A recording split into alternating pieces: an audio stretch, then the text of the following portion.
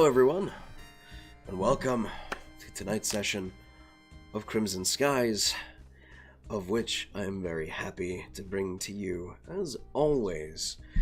This is our premiere campaign, our premiere game in general for the channel here of Damaged Dice. So to be honest, I'm excited. I can't be any more excited than I already am. This is going to be fantastic. I think I need that one. Give me one quick second. Give me one quick second, folks. I have a layout problem. I'm about to fix it. There we go. And I'm your Dungeon Master, Chris. It is a pleasure. Okay. So, where were we? This is our premiere world, and part of it being our premiere world is I want you guys, the community, the viewers, the people who don't ever get to really play a game of D&D yourself and really want to try. This is a open invitation to you to join our family on the weekends. Very quickly, we'll be starting off our Saturday games once again for Azure Adventurers, and that will be all set here in the world of Crimson Skies. We'll be starting off with our Sunday streams next week, so not this coming Sunday, but the following, where we get everyone situated. To those community members that are already a part of the world, I will be pulling you all in for a little meeting, and we'll be talking about the changes that are made and the changes you want to make and whether or not you want to roll a new character. But that's the simple change of it. If you do want to join us, please follow the Twitch channel and go down into the Discord link and give that a little click. That'll bring you right into our Discord channel where you can be a part of the world as a whole. And we would absolutely love to have you. You'll be given a character sheet to our Crimson Sky, to our Azure Adventurers campaign, where all the characters are sitting, waiting to play. The cast there will rotate in and out every weekend. Our moderators will be working on running little weekday quests for you guys here and there, and I will also be working to do the same thing, give you guys quests on maybe Mondays, usually my day off, but I'll just do some RP quests with you guys as well. Just something kind of easy to do in the downtime. That being said, the only other thing to cover is that while this particular game is not sponsored by Mage Hand Press, there are a few Mage Hand Press classes that have made it into the ranks of some NPCs here in the world.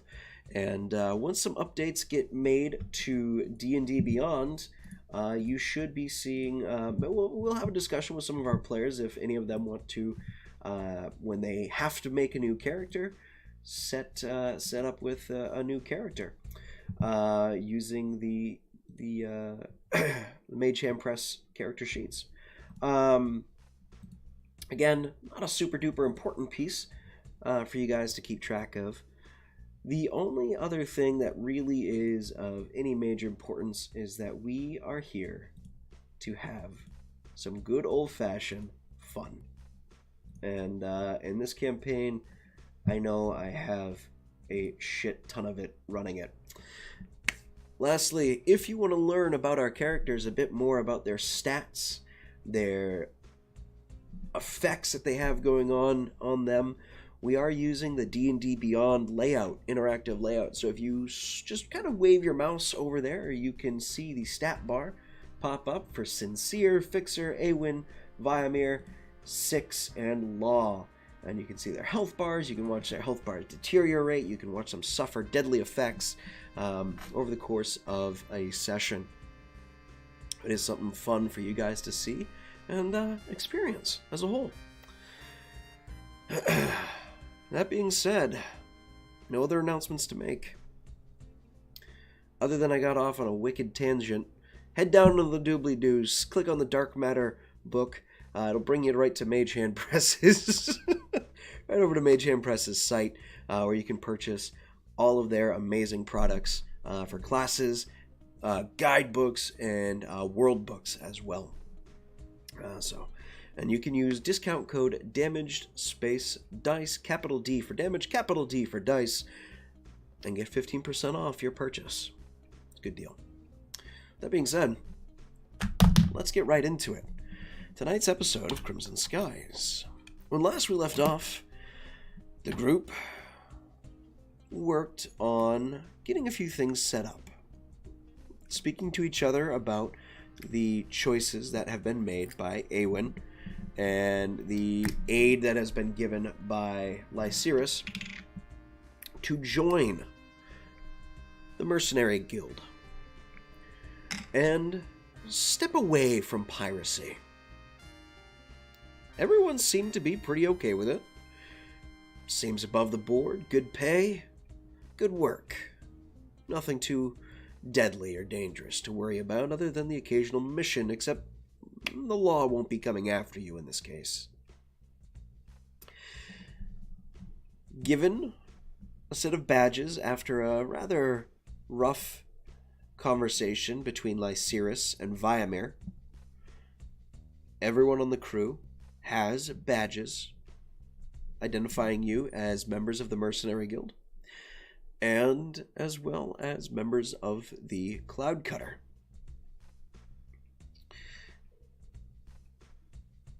Putting in a little extra work and a little extra request, Law asked his sister to put her quest for you all up on the mercenary board. It might not garner too much traffic, you hope, and maybe you will be the only ones trying to accomplish the goal. That being said, before telling the rest of the crew, you all hoped to give everyone a very nice feast. So Sincere went shopping, got a whole cow, and a dragon wormling for some good meat, some good eats, as well as other supplies and trinkets. Viamir and Law explored Isla and got to know the terrain around it quite well, seeing the outskirts of it being a little more disheveled and poor, whereas the rest of the town, past that, more towards the inner section, looked to be quite wealthy and well taken care of. As the evening wore on, the rest of the crew returning to the ship and beginning to enjoy a good feast of beef and dragon. Of course, this is all after Viamir tried a kobold thigh.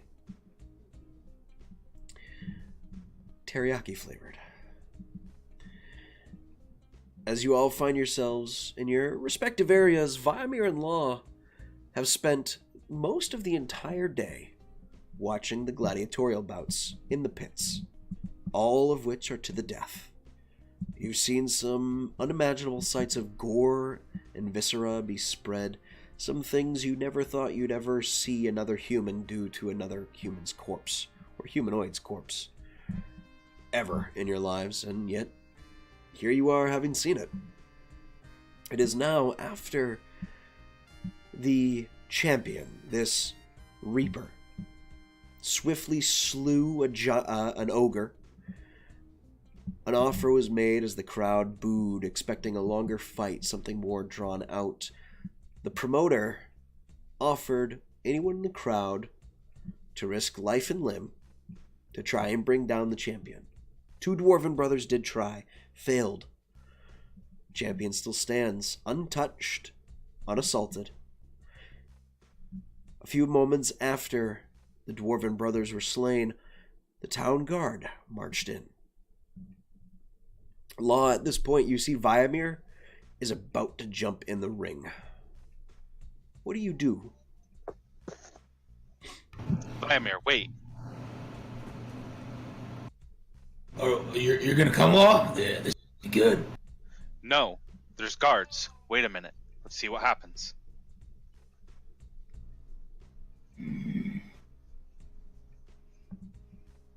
I told you. Viamir waits. Viamir waits. No check needed then. Okay. Vimir, as you settle yourself down and wait, you see the guards move around. The crowd hushes and quiets. They make their way to the bookie. You see a guard captain, you assume, approach, begin talking. The fight promoter runs up the steps and approaches. They start talking in hushed voices. The crowd begins to murmur quietly, trying to figure out exactly what it is that's going on. Money exchanges hands from the bookie and the fight promoter to the guards. Guard takes a sum of money and passes a large, heavy sack down the line of his troops that have walked in today. They look in the pit.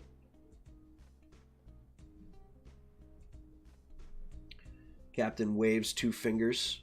2 of his men head down into the pit, drop in, pick up the dwarven brothers' corpses, throw them over the railing, make their way back up with the dwarven brothers, dragging them out into the street. Crowd at this point, their volume steadies into a vibrating murmur that you can feel in your chest as all these voices begin to speak softly and have hundreds of conversations separately with different people all at the same time. The guards turn and leave. The fight promoter makes his way down.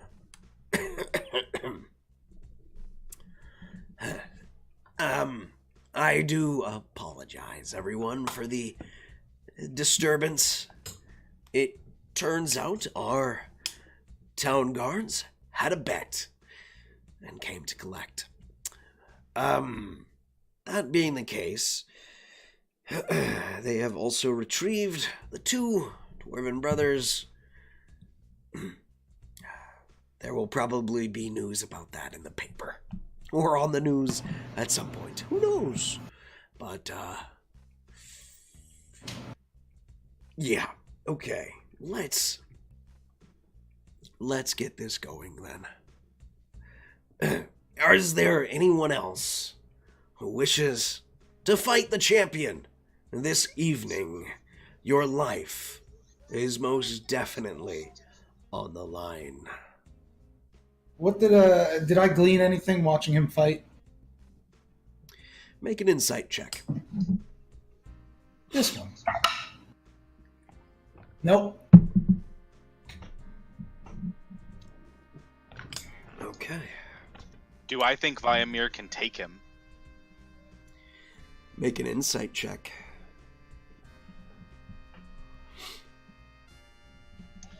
Gonna use a luck. That was a bad roll. Already started. That's much. I know. Well, first roll was a 5. Second roll was a 19. Plus my insight is 27. 27. Okay. How many more luck points do you have on the day? That's the first one for this day. First one for this day. Okay. It would be a very, very, very hard fight for Viamir to take this one. Viamir's proven himself, and when he gets into a rage, he can definitely shrug off blows. But this individual moves quick. You've only seen them use some type of mutated bone off of their forearm as a weapon. You've not seen if they can use anything else. They've simply made use of their dexterity, their nimbleness, to make strikes and avoid blows.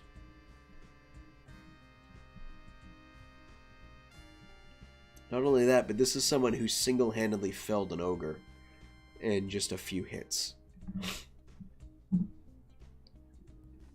It might be possible, but Viamir might also die. Worth it. Well, start rolling a new character. Buddy, I mean, if you really want to do this, I'll support you. But there's a strong chance you'll die fighting that man. He is very strong. When I beat him, he will join our crew. I don't think that's the way this arena works. When you beat him, he'll be dead. The strong follow the strong. It's okay. He'll be with me. Do you really want to do this, buddy? Yeah. All right. Action, bonus action, heroism, inspiration. On Viamir. Okay. And for the folks at home, what is it heroism does? I was going to say, what is it Viamir does? I leap over the sun. Get himself killed. Yay. Viamir equals fantasy Hulk. What is it a Viamir does when you, what happens when you cast a Viamir? So for those at home, when you cast heroism, Viamir will be immune to fear while I'm concentrating on this for up to a minute, and he will gain temporary hit points equal to my spellcasting modifier, which is 5, at the start of each of his turns. Okay. Temp HP. And hopefully a good fight. The crowd murmurs. You don't see anyone looking to stand up right away. Crowd quiets and kind of settles, and some people start to filter out. Viamir. Viamir will start by blowing on his ivory warhorn, because I bought it, so I will use it. Okay. As you do, as you give a boo, the crowd stops moving. A few people close by just, son of a bitch! And then I will point my hand, point a finger at Reaper, be like, I'm gonna end you. And then summon Guardian's Whisper. Okay. As you do, you 3-point landing into the fighting pit. As you do, I want a really good fight song for this.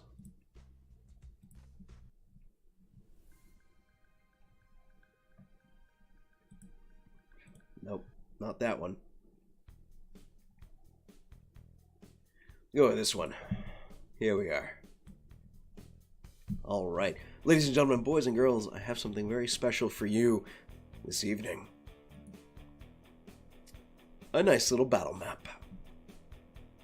I do hope you enjoy. All right. With that being the case, I do need you to go ahead and roll me initiative. I know I'm not in the arena, but can I go ahead and roll initiative as well? Certainly. I will put your token down on the battle map as well. 11. 11.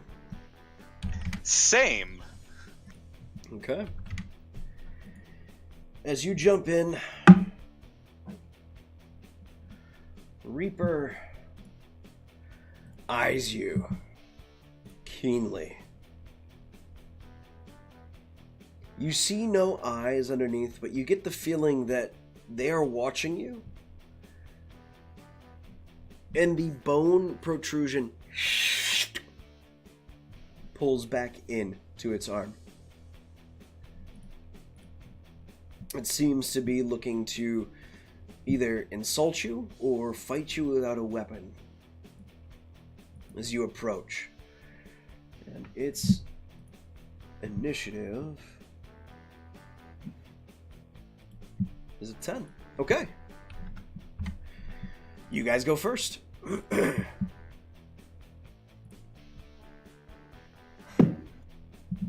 Bonus action. All right.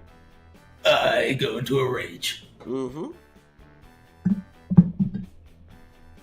And then I'm gonna run at this dude here and hit him with my thing, the Guardian's Whisper. Okay. You may certainly try. Not bad. What do I got now? +8, right? So unnatural 20. Unnatural 20 hits. Ooh, ooh, ooh! Piece of candy.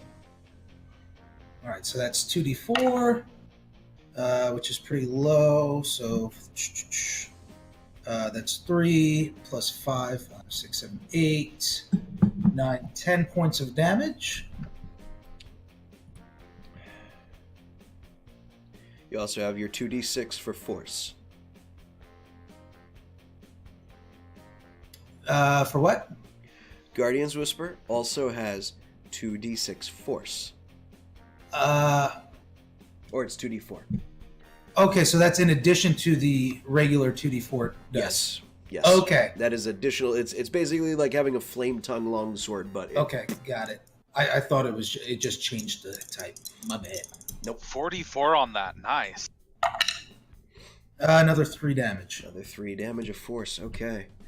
As you strike in for your first attack, it hits and just takes the blow, falls back. You see a bit of the cloth tear away, and you get what looks like an ivory chunk viewing underneath as the clothing then stitches itself back together. Yeah, that's my turn. You're level 5, Chica. Oh shit! I am level 5. We haven't fought since level 5. 2 We've been attacks. level 5 for like 3 sessions. Yeah, but we haven't fought anything. I know. Yeah. It's a good That's reminder. not as good. You have a D8 you 13. can add to it. I do have a D8. So that's 13. I'm going to add that fucking D8. Ooh, plus 6. 13 plus 6 is what, 19? Yeah. 19. As you go to strike the second time, he steps back, misses entirely.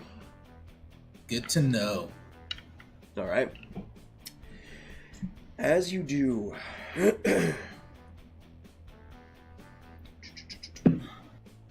comes to Law. All right. Law's going to bonus action inspire Viamir. Get him, Viamir! Hit him again! Hit him again! And then he's gonna call over the ringmaster so he can place a bet on the fight as his action. So you call over the bookie to place a bet on the fight. Okay.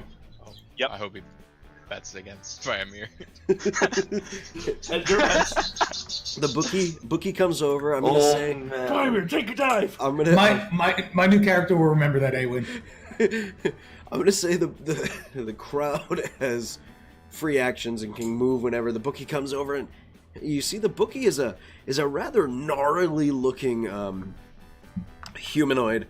It's hard to tell if they're human or half elf. Their ears both look like they've been bit off at some point. One all the way down to the base of the skull. The other is like halfway gnawed down on the other side, and comes over. Hey, so you want to place a bet? Who are you looking to place a bet on? Who do you want to bet? Champion or the new guy? Champion or the new guy? Champion or the new guy? Who do you want to place a bet on? I've got 100 gold on the elf. 100 gold on the elf. That's all you're gonna do? 100 gold? 100 gold? What are you, a wuss? You don't even know the odds. Don't even know the odds. I got 100 gold on the elf. Fine, 100 to 1 odds on the elf. Great. Takes your money, sets it in. You hear the money go, and you never hear it hit anything at the bottom. He just drops it into his little wooden case.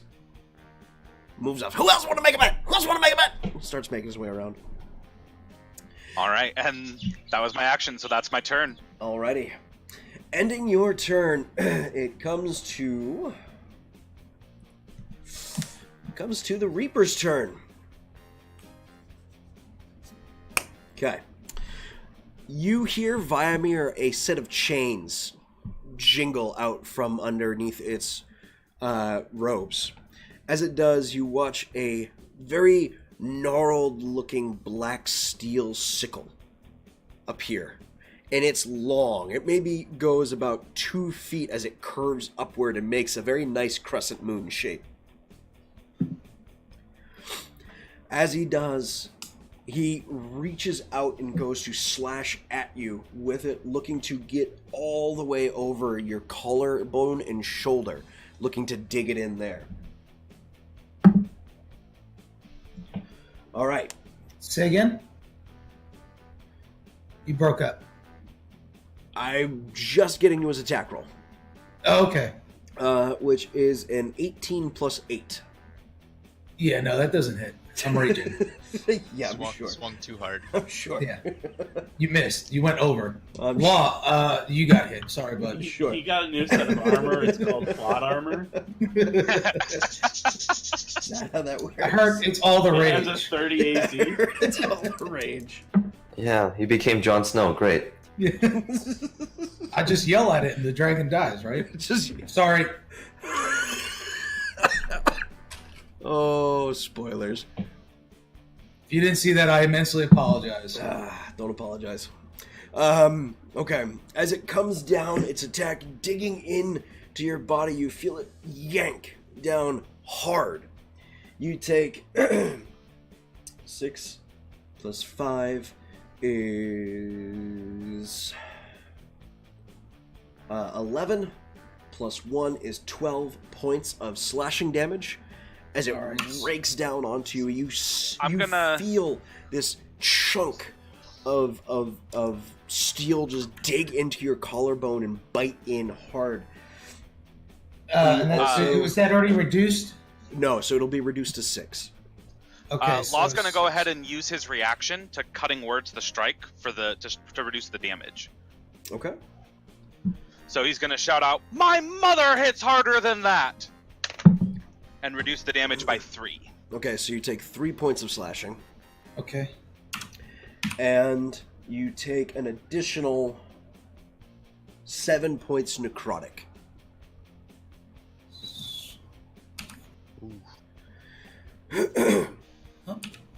As this happens, you feel him pull back with his second action as he goes to pull you to the ground and knock you prone.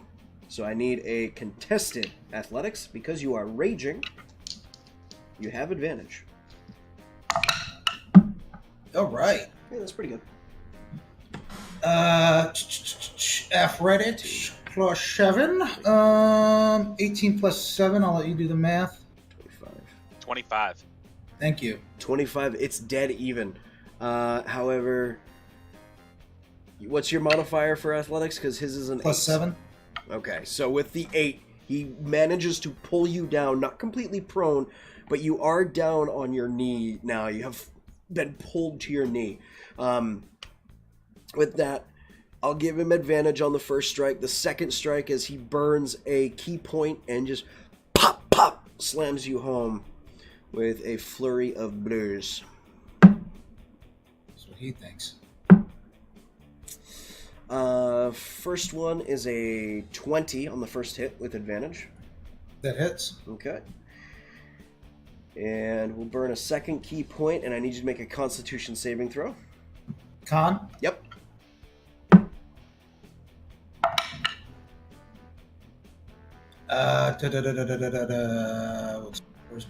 Where's my thing? No, that's reckless attack. That's not So 12 plus 5 is 17, right? That is a success. Okay, just making sure I did the math right. No problem. All right, you withstand the blow as he hits you square on the spinal cord. You feel your back kind of this tense shock. Just gritting through it, he pulls his hand back, and you feel as the hand extends into a spear hand and drives through. You feel it pierce through your body with a 13 plus 8 for a 21 on that second hit.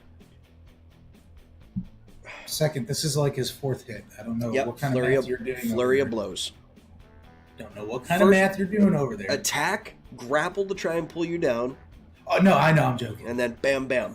Flurry of blows. I got it. I'm trying. And I didn't you even used the roll. key point I to do didn't Sunny even. Strike. I didn't even roll damage on the first hit. So I know you did. first hit is 10 minus 5 minus, or 10 cut to half is 5 points of bludgeoning. The second one is 11 reduced to half is an additional 5, so a total extra 10 points of damage on that. So 10 on the second flurry of blow strike. 10 damage total for the flurry of blows. Already Okay, reduced. so it was 5 and 5. 5 and 5. Yep. All right, cool. Oh, I forgot I gave him that in building him. And with that, he steps away and does not provoke an opportunity of attack. And he will actually move. He will actually move right here. And look at you, Viamir, as he just pulls the scythe out of your body and just...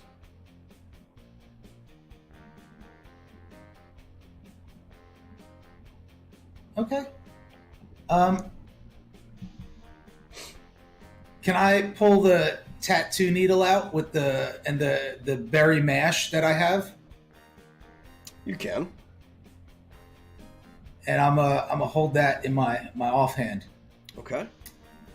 And I'm gonna run up to him. I'm gonna stab him with it. Okay, so it is an improvised weapon. So you... Oh man, I always forget the improvised weapon rules. That's right. You get your proficiency with it, but you don't add your strength modifier to That's the cool. I want him damage to get high. roll. Okay. 19 on the die plus 7. 19 hits. Go ahead and roll... just roll a 1d4.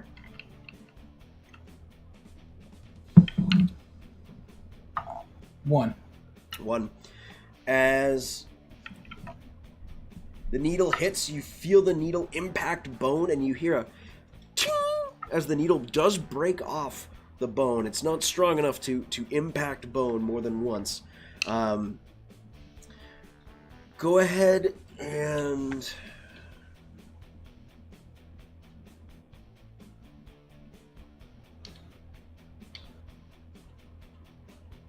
You're using the whole jar? How are you applying the berry, I guess, to this attack as well? Well, so I'm just like with the tattooing needle, like swiping it in and then stabbing it into him. Okay. Because I got high off of it, but that was just skin level, so jabbing it into him. As you do, should it be cracks. You hear the needle break. it's fine. Not sure how. It's the first time you've ever had a needle break on you. Guess we'll wait and see what happens. It's at the end of your turn. No, I'm gonna attack, bonus action attack. You have a secondary attack. Yeah, obviously. Level 5. And you still have your bonus action attack. Yeah. I'm gonna say the bonus action was to pull the needle and berry mash out to apply it as well. That's a Fair that's enough. a pretty good heavy thing to do.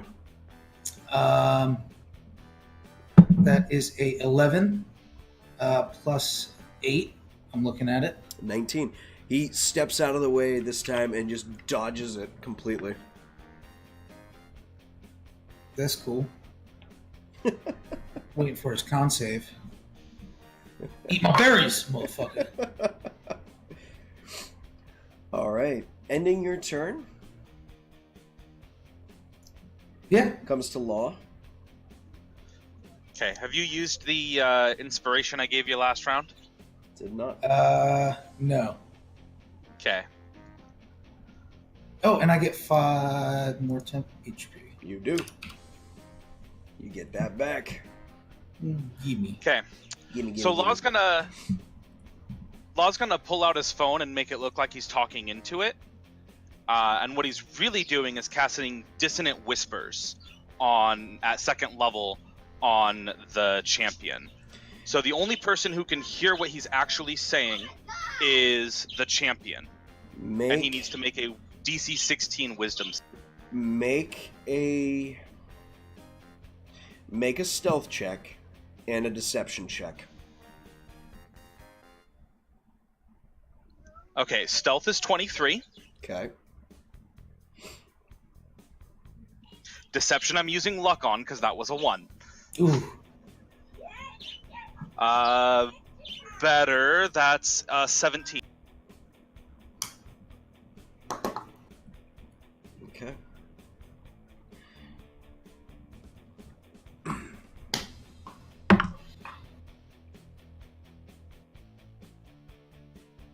It's a wisdom save, right?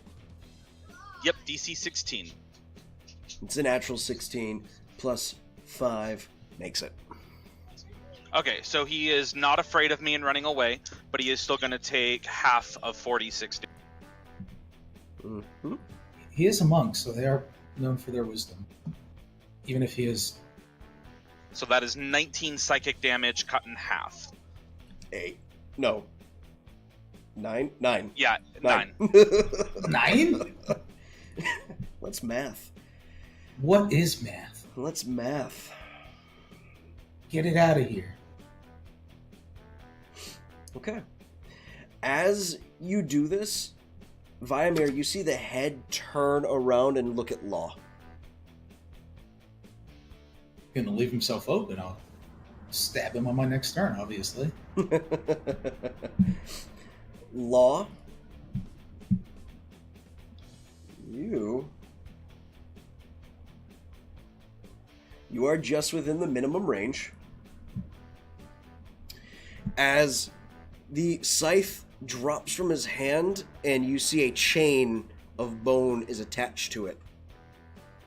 As he then pulls it back and swings it at you, Law, to try and hook you and pull you down.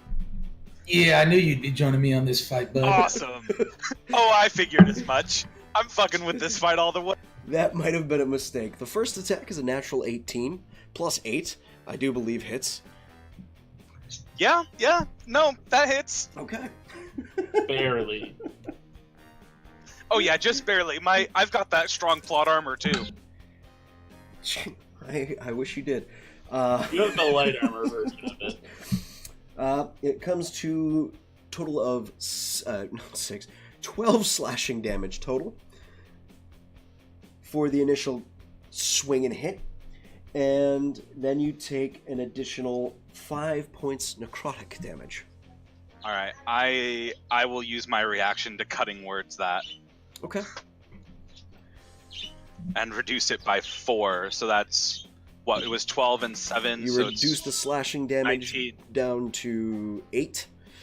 8. Plus 5 is 13. If basic maths serve me well. They don't Cool. serve me at all. And then, Law, I need you to make a contested athletics check. As he grips the chain with one hand and just pulls you down. It's essentially a grapple. Can I use acrobatics instead? Nope. This one is the way the weapon is designed is to dig into your body, and it is a strength versus strength at this one. Although this one's gonna be a bit of a bitch. That's 16 for me. Wait, no, it's not 16. I have Jack of all trades. What's my actual? Nope, never mind. It's 16. 16.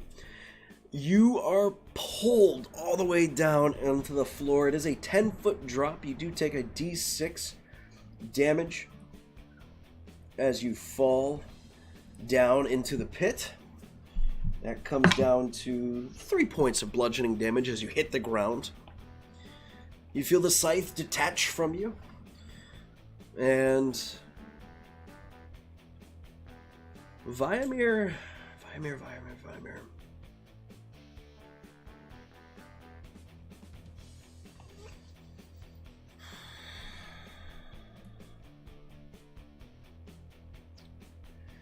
Viamir, he is just going to pop you in the chest with an unarmed strike.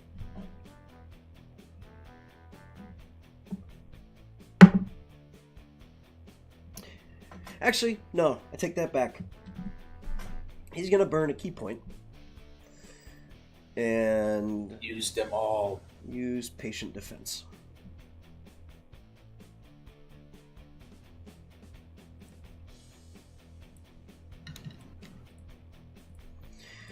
All right, ending his turn comes to you guys.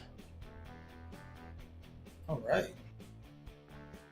I'm gonna attack. Bonus action. You guessed it. Attack. All right, so that's a 2 + 8. That's definitely gonna miss. Yeah. And remember, all your attacks are at disadvantage. Yeah, I'm rolling the 2 die. That's a 14 + 8. Should be 22. Am Yes, I really? that hits.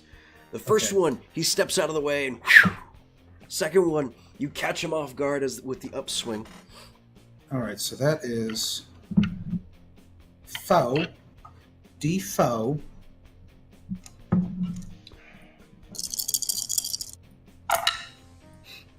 Shit. 2, 4, 5, 6. Plus 7 is 13 points of damage. Okay. And then bonus action, I will swing again. Alrighty.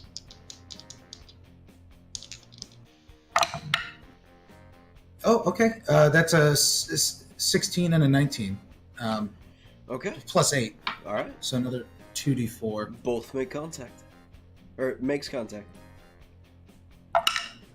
Oh, okay. That's better. That's 6, 7, 8. 8 points of damage.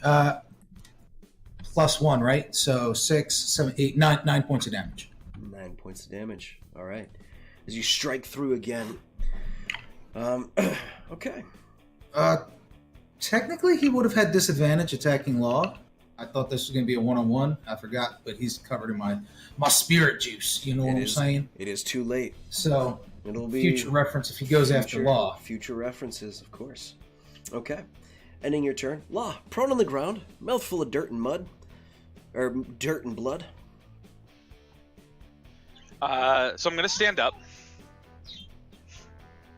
As one And does. I have half my movement. Mm-hmm.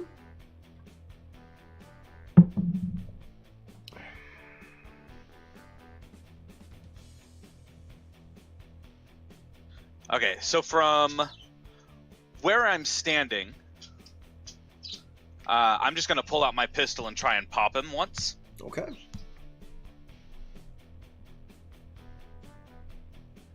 No, never mind. That misses. as you draw your pistol, the crowd going wild as there's another combatant in there. Just everyone losing their minds. Just at the fact that the champion struck out at someone and just yanked them into the pit. As you try and take a shot, he just kind of steps back and the bullet hits into the wood walling on the other side. All right, and then I'm Can going I- to move over here behind Viamir. Okay. And As I'm you- going to bonus action... Oh,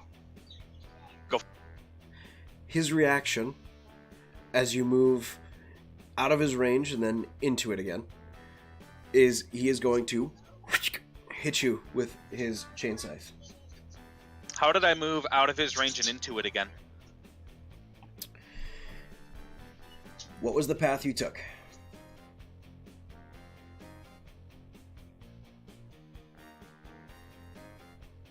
That way? Okay. Cool. Yeah. Never mind then. Bonus action. What's your bonus action? Bonus action is going to be a level 2... How are you looking, Viamir? He's breathing heavy, but it's Viamir, so who knows? It might just be the Okay. rage. Yeah, I'm level 2 bonus action healing word on myself then, because that sucked. Did it though? Did it? Wow, 4 and a 3, so that's 12 total back. 12 total back. All right. Ending your guys' turn, it comes to Gil's. Well, the Reapers. Oh, it's Gil.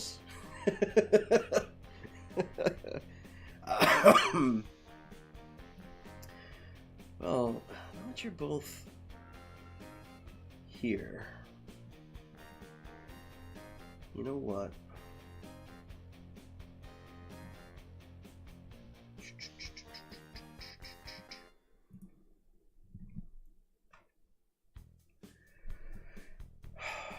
Okay.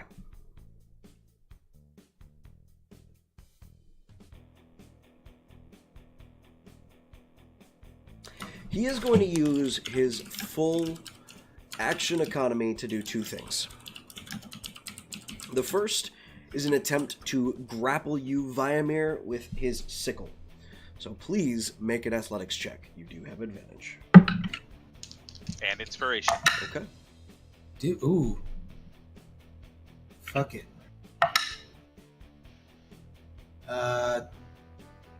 27. 19, it's another tie. Okay.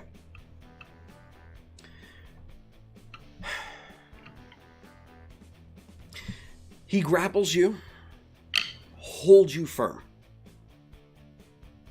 As he does, he goes to shift his weight and move your body. And this time, it looks like he's going to try and throw you into the spike wall behind him.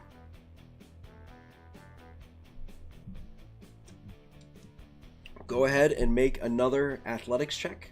If you didn't already have advantage, you would have advantage having tied this. Okay. What's that? If even though you guys tied and he has the higher modifier, for RP's sake, I like the idea of you two clinching, and now he's shifting his weight to go and throw you into the spike wall behind him. I'm going to go ahead and cutting words the Reaper's ability check on this. Can you cutting words an ability check? I absolutely can. Okay. Let me double check. Yes, one ability check, attack roll, or saving throw. 24. 24? Okay, we'll see what Law rolls. He's going to subtract a mighty 8 from that roll. From Reaper. Okay. You do manage to succeed. With Law's help, Viamir. What do you say, Law? Law just pulls out his trumpet, like pulls his trumpet up real quick and just blasts this crazy, horrible off-tune note. Alright, as you do, Viamir, you manage to hold firm against his weight. And as a bonus action then, still having you grappled, he's just going to... He's just going to burn another key point, and he's going to flurry of blows you a series of knees into your chest. At least attempt to. First one is a 17, natural, plus 17 8. on the die? Okay. Plus 8, yep. Second one is a natural 15 plus 8. A what? 15 plus 8. Nice, solid. Comes to... You take 10 points total damage from the unarmed strikes as he just bam, bam, pops Is that to... reduced? It is already reduced, yes. Okay, so... So it was a total of 10 on each hit. Reduced to 5. All right. With that, comes back to your turn, Viamir. All right, 5 more temp HP. I'm going to attack. You are Yeah, you grappled. guessed You are grappled, so you are clinched. Are you going to try and break the grapple? Grappled, I can still attack. You can. I'm just asking for sake, because you guys are, like, you know what a clinch is, so it's you guys Yeah. are both here. Are you trying to keep that and swing the blade at the same time, or are you going to try and do a single-handed clinch and swing? For the sake of imagery. Like, it doesn't impose any disadvantage, right? Nope. It's only Yeah, if you're so- restrained. I'll just, for the sake of imagery, I'll like chop down on his arm, and then like mid punch resummon the Guardian's Whisper for my first attack. Okay.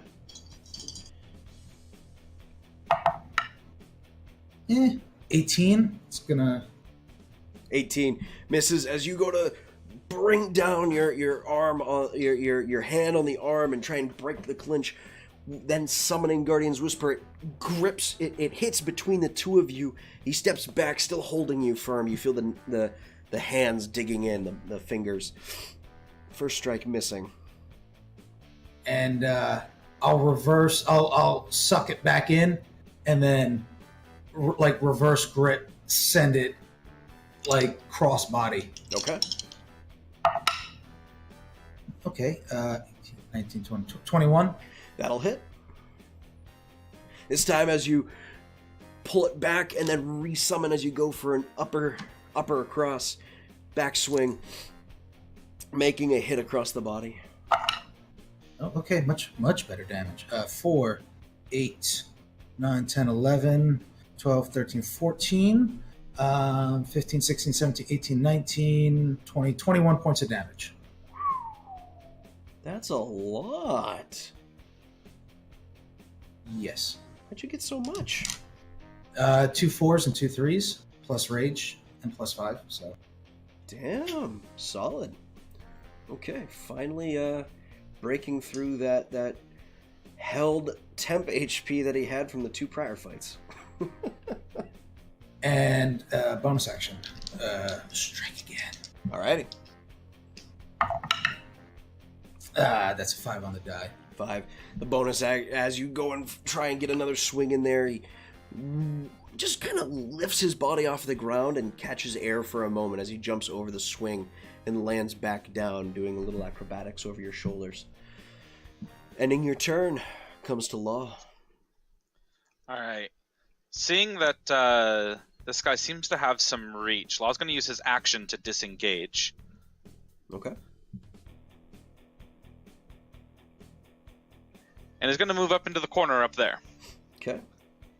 And then I'm going to shoot a level 1 healing word at Viam. Okay. Yay! 8 hit points for you, buddy. Yay! And action, bonus action, move. Yeah, that. Okay. That's it. Coming back to Reaper's turn. Viamir, at this point, Reaper's hands vanish from your shoulders as he tries and just grabs you from the back and pull you into the spike pits again. Go ahead and make another contested athletics.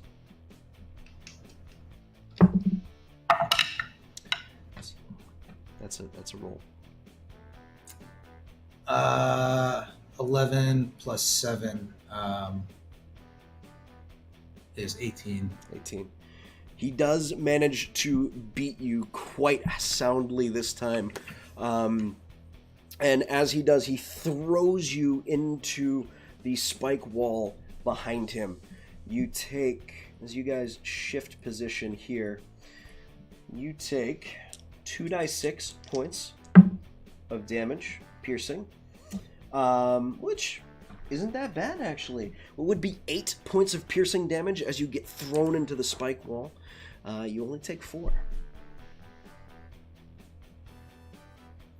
However, you are held there for the moment. As you are held in that position, he is going to walk after Law and move to there. You can attempt, Viamir, a attack, but it will be at disadvantage as you're trying to swing behind you for an attack of opportunity. As I'll say, with a grapple, him using an action to just shove you out of the way, I'd say does not really count as an attack for the use of the mobile feat. For what? Who? What? He has the mobile feat. So I'm going to say him shoving you into a spike wall does not count as an attack for him having a free disengage.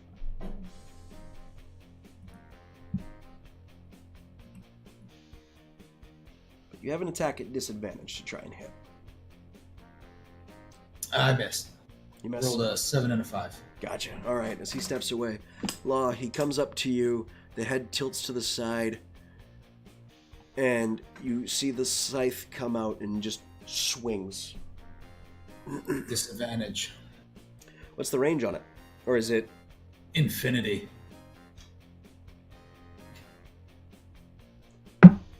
Is it? That's good.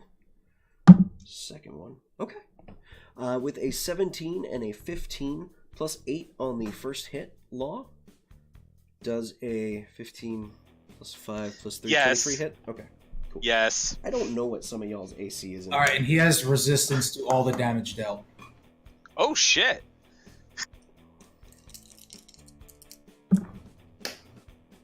Okay. That's good. Law, you take, instead of 12 points slashing, you take 6 points slashing. Instead of 8 points necrotic, you take 4 points necrotic.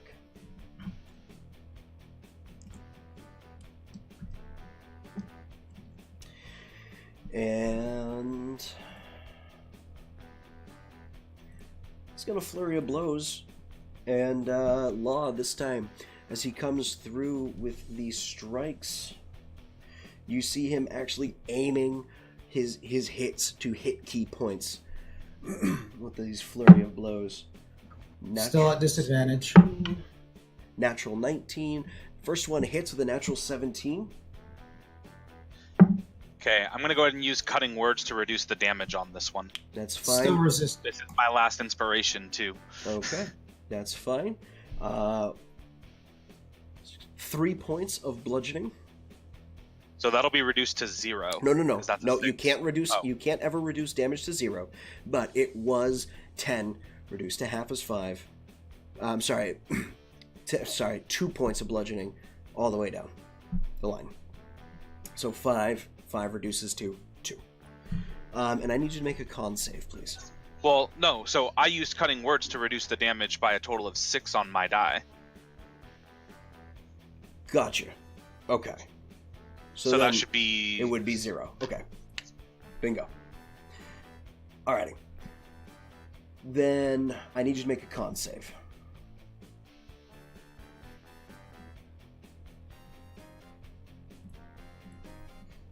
Uh, 17. Okay, that is a success. He comes in with the second strike. Ooh, waste of a nat 20. I got a second nat 20. Hot shit. That's a good day. No, it's not.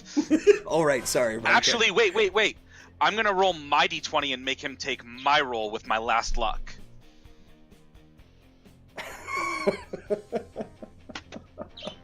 That's a 13. It's not a crit. Right. Still hits. You take This character's a shit, man. 6 plus 5 is 11, reduced to half is 5 points of bludgeoning damage, and I need you to make another con save.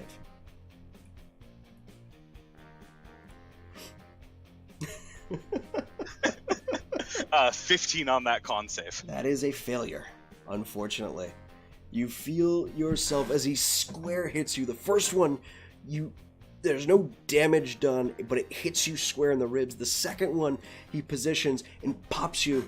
For the hell of it, you've bothered his ears for the evening, so he pops you in the throat. As you just... as you find yourself... where's the word for it? Hold on, I have to find it. Shh. Class features, that's easier. Where the hell is the stunning strike text? There we are. You are stunned until the end of your next turn. Or until the end of this guy's next turn. So, that being the case, Law, you gasping for air, comes back to Viamir's turn, as this guy's attacks have just not been as efficient as he would have liked. Attack. All right. Well, first off, you're still pinned to a spike wall. For the sake. Easy enough. As you 'Cause pull yourself off the spike wall, these large holes just below your collarbone, one in your stomach, definitely hurts as you pull yourself off. Getting up, going and making your attack at normal, as Law is not in a position at normal, as Law is not in a position to be harrying. 18 and 17 plus numbers. Okay, both will hit. And actually, Law, I haven't had you make any con saves for heroism. Oh, yeah. I haven't taken a lot of damage, though, so all of them should be DC 10. They should all be DC 10, correct. So make, let's say 4. Make 4. Okay, so 21, 15, 10 exactly, and What was the last one? 11. Okay. 18 on the first hit. 18 on the first hit.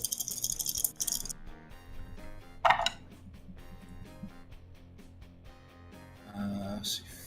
8, 10, 11, 12, 13, 14, 16, 17, 18 on the second hit. Okay, I thought that looked familiar. Alrighty. And I will... That's right, you guessed it. Bonus action. Attack. Bonus action, run away. No? No. What? Obviously, bonus action, double rage. Yeah. Double rage!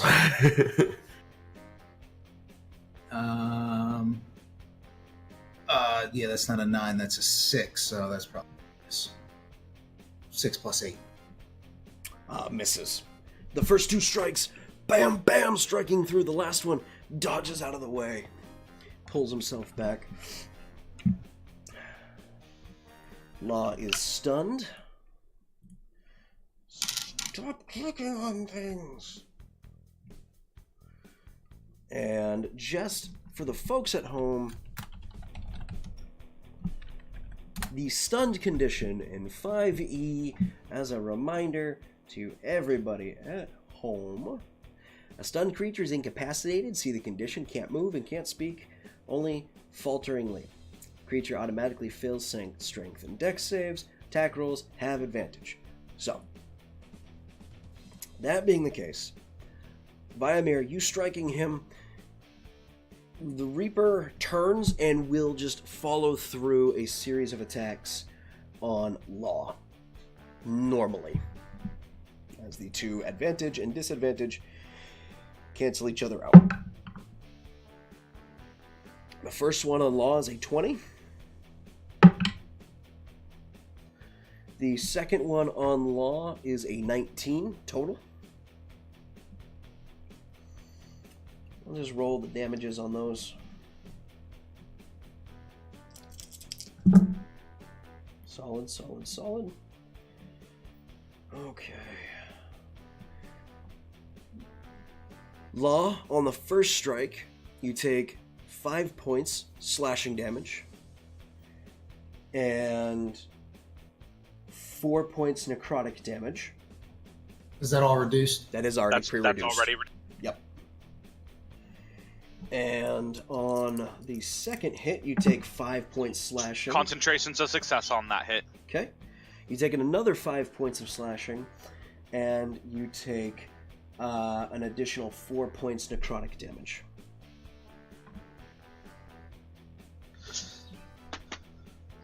And success on concentration one more time, just barely. Okay. And Law still standing, I take it? Yeah. A little lower than I want to be, but yes. Seeing that, you watch as a dagger appears out of the hand, and you see a skeletal hand come out, Law, and just stab at you. That is a 21. Oh wait, wrong die. He's a monk. That's a D6. And you take an additional... Shit, basic math. You take an additional 5 points piercing damage. Does this bring you down? 5 exactly. That's reduced. That is already reduced. Yep. So it was 11, brought down to 5. Okay. Then yeah, I'm out. Okay. His law goes down. He would have been fucked if Law didn't go down. As Law goes down, Viamir, you see a slight surge come to Reaper as he turns to face you now, Viamir.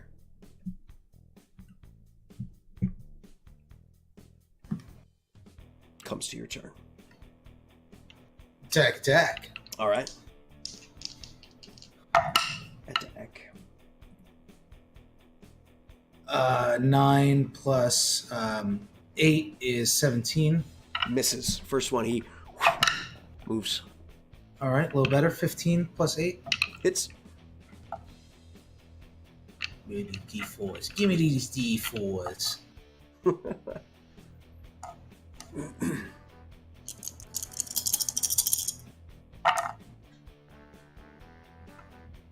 All right, it's 8, 9, 10, 11, 12, 13, 14, 15, 16, 17, 18, 19, 20. 20 points of damage. 20 points of damage. Okay.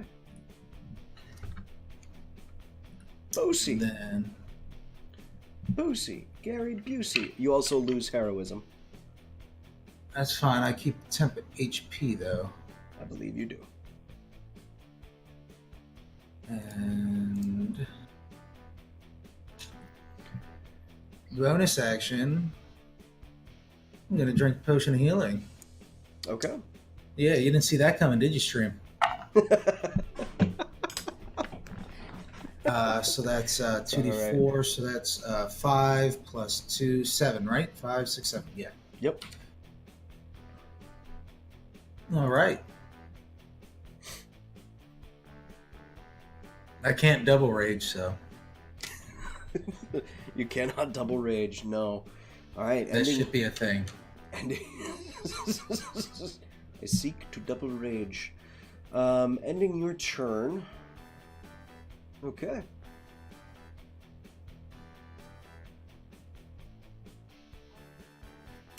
Alright. The Reaper will... continues eating popcorn. The Reaper will make is 2 attacks at you, Viamir. The first one is a natural 20. The second one is a 12 plus 8 for an unmodded 20. Both hit. Okay. Don't have enough D4s out yet. That's okay. That's pretty nifty. So the first strike, you take... Ooh, that's boosy. Okay, first strike you take 6 plus 3 is 9 plus 6 is 18? Yes? No? 9 plus 6? Somebody... 9 plus 6 is 15. Thank you. You take 7 points of slashing damage. You take 8 plus 6 is 14 points of necrotic, because you do not half necrotic. Correct. Correct. So you take 14 points necrotic. I think I have been halving your necrotic damage this whole fight. That's my bad, though. No, he only really hit me once Did I? before he He's went after Law. beating the Okay. shit out of Law. Law shouldn't have healed or pissed him off with a psychic attack. The second one, Viamir, is 10 reduced to half is 5. Slashing. And an additional 8 points of necrotic damage. And, yeah, the most he's actually hit you with is just a flurry of blows, isn't it? Yeah. It's like what he's been nailing you with.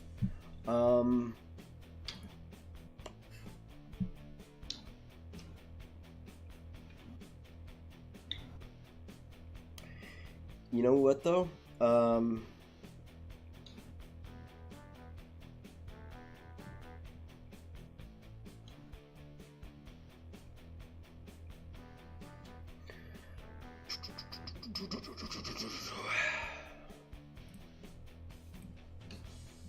He's going to flurry of blows, as this fight has worn on way too long for his own liking. It's a fucking natural 20.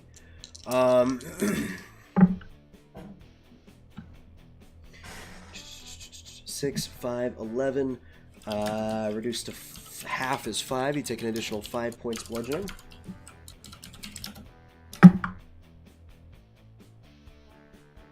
It's another natural 20. That die can go away after that. And that's in another 5 points bludgeoning damage. I'm going to throw that dice there. That's been 3 So nat that's 20s. 10 total? 10 total after the other 2 hits. And that die can go away. That's too many nat 20s in one showing. Comes to your turn. No. I forgot to have Law make a death save.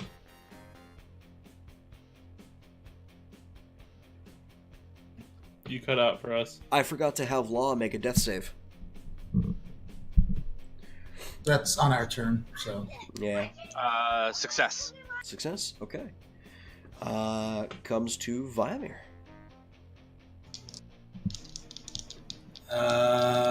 Reckless. 22. Hits.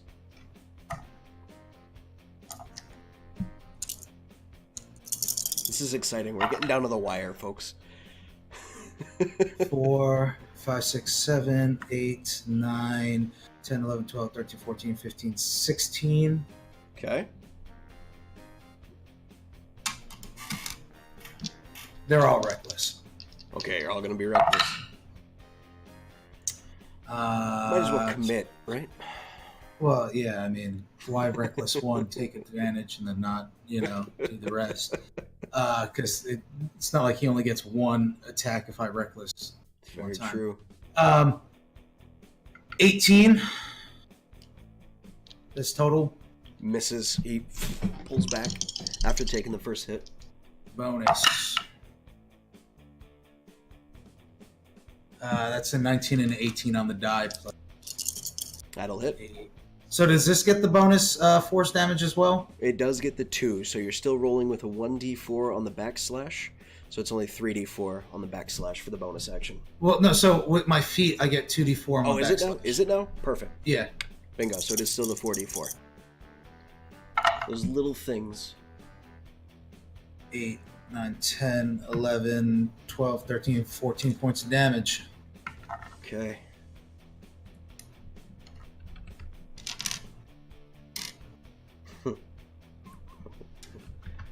Okay. Viamir. The two of you standing on the teetering edge of life and death, as I need another death save from Law.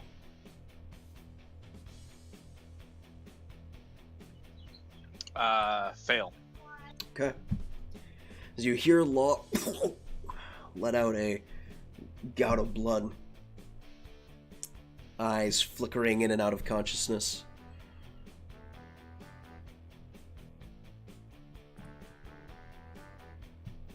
Reaper, you notice teetering on that edge of life and death, but seems to be frozen there in stillness.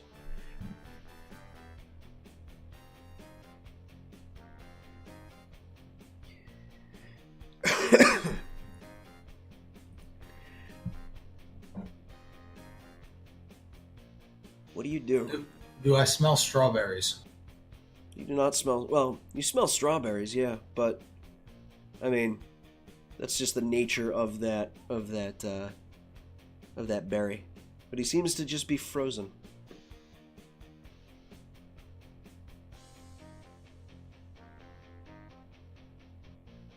The crowd hushes, waiting.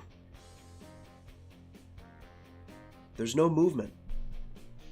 He's completely still. Completely still. Like Can a I corpse. pick him up and just charge him into this spike wall over here? As you pick him up, the body just collapses into a pile of bones. As this happens, the crowd erupts into a roar as they begin cheering. As they do, and the gravity of the moment subsides, I'm gonna run over and give my very faithful friend Law, who hasn't let me down yet, a healing potion. Okay.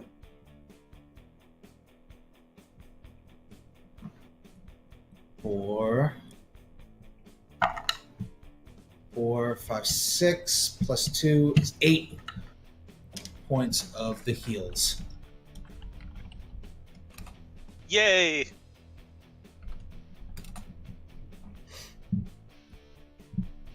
Alrighty.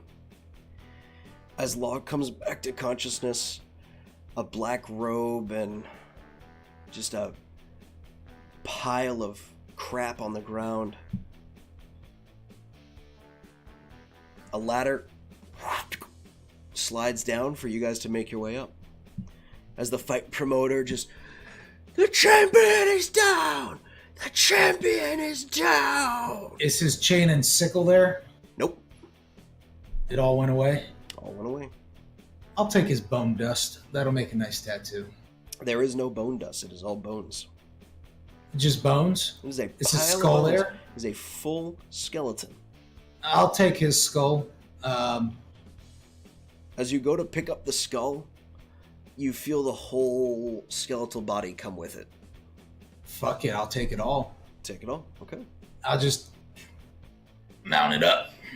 Picking up the robed figure and his bone carcass.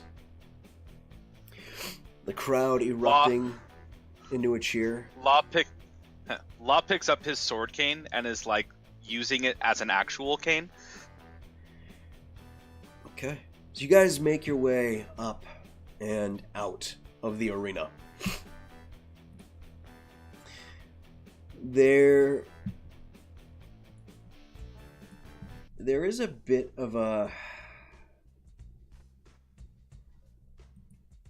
there's a bit of a leer at you, Law, for attempting to cheat from outside the ring.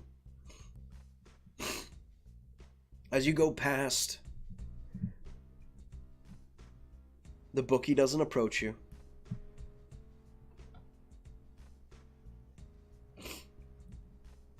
But you guys are let free. There are cheers, there are people taking coin from the bookie, there are people excited that they managed to win this bout. I will blow my war horn again. Did you do more people just, son of a bitch. I'm proficient with it. But start Law making will your way. Law will limp over to the bookie. What do you want? Huh? I want my money. Nah. Your guy pulled me in. You cheated. I didn't cheat. He only I was pulls just cheering in on my boy, and your only guy pulls pulled me in cheaters. Only pulled in cheaters. You Yeah, he cheated. doesn't pull anything now. And I Obviously. drop the bag or the body on the floor. You get nothing. You cheated. Like a cheater. Doing your cheating thing. Cheating. If you wanted to fight, you get in the fucking ring. You don't cheat like a cheater. Cheating. He did get in the ring. Yeah, he was forced into the ring because he was cheating. Like a cheater. Doing a cheating thing. Look, man, you can either give me my money back or you can hear from my lawyers about the damages that this caused to me. I'm gonna have a limp Ooh. permanently now. Ooh, your lawyers. Whoop-de-doo. I don't care. You cheated, like a cheater, doing a cheating thing. I'll tell your lawyers you cheated. Yeah, then what? Yeah. Tell your lawyers to fuck it off.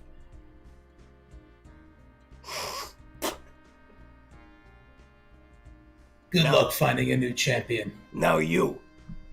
You fought well. This is my boy. Have a good day. And we'll turn and walk out. Well, Whoop-de-doo. Law will continue his limping act. Make a performance roll.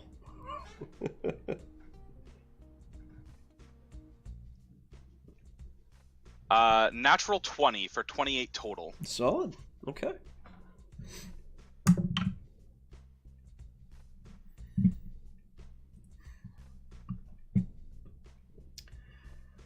Okay. Good to know. To pick up the bones, I'll extend Guardian's Edge again and just with the tip, like hook the collarbone and just like fling it up one-handed and then put it back over my shoulders as I leave behind Law. Okay. As you guys start making your way back, the rest of you, during this time, have been enjoying the most rambunctious and wild feast you have ever had the pleasure of gorging yourselves on.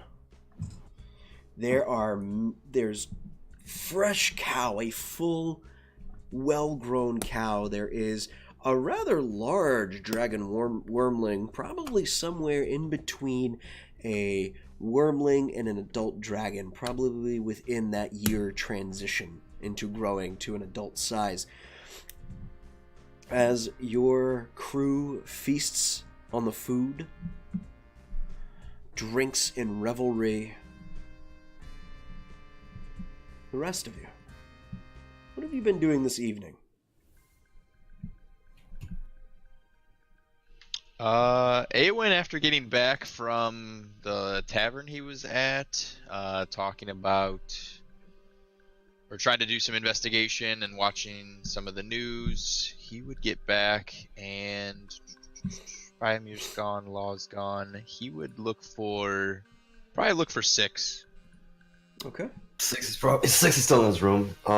Sobered up a little bit more now since he stopped drinking after the conversation with the crew members.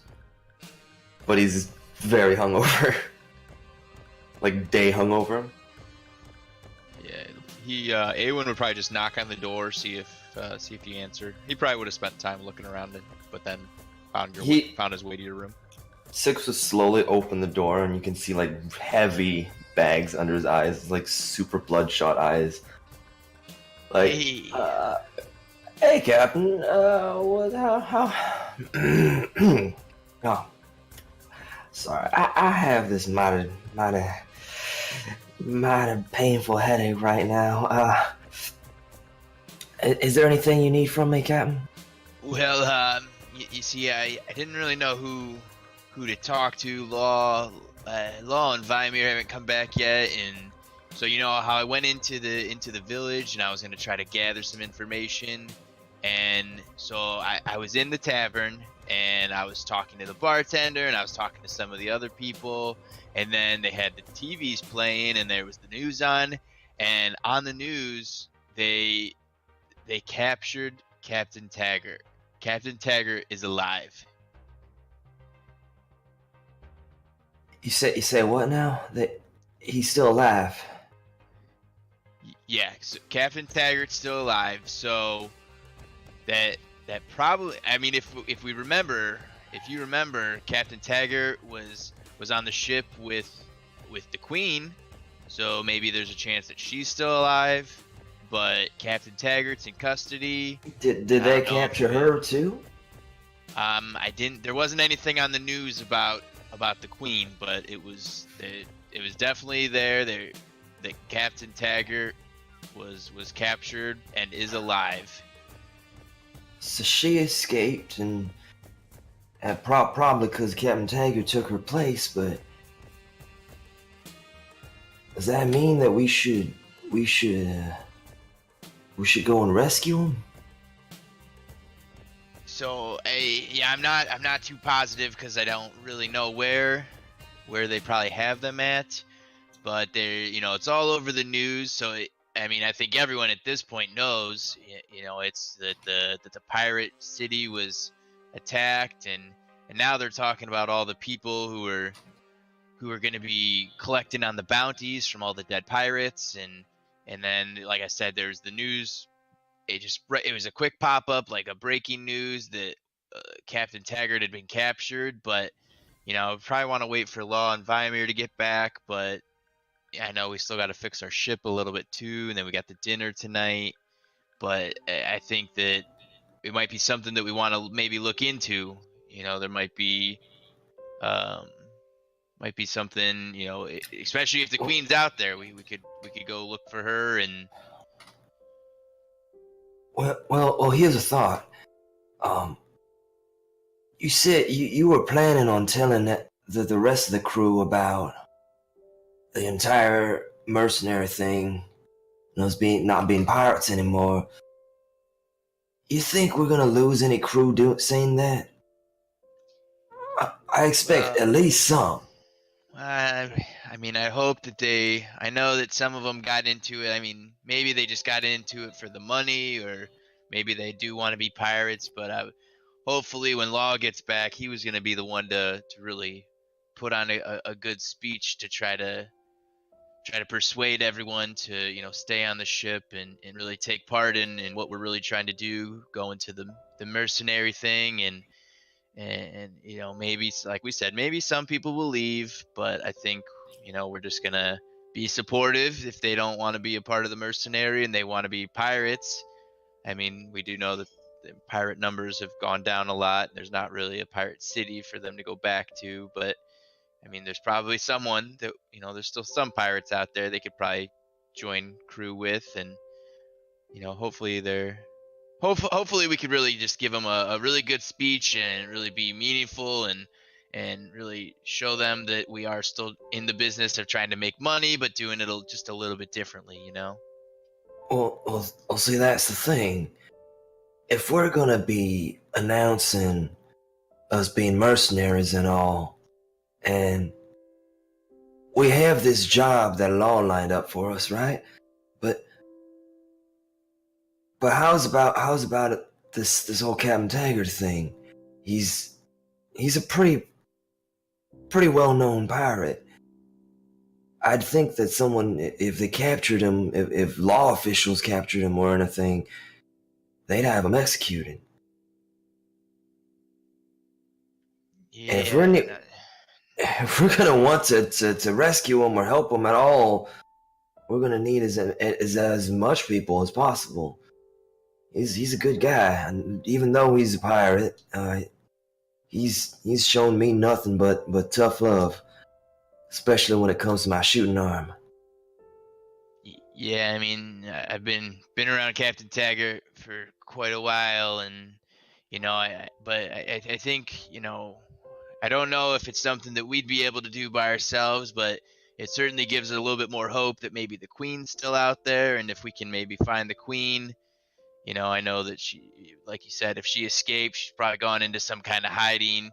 She doesn't want to be captured or killed, or but maybe if we could, find her whereabouts, then maybe, at least give her, some information about Captain Taggart, and maybe she has some strings that maybe she could pull to try to get him out. But I think, it'd be important maybe to find her, and then, of course, for the other captains that we were with, with Vaseldut and Zarmarir.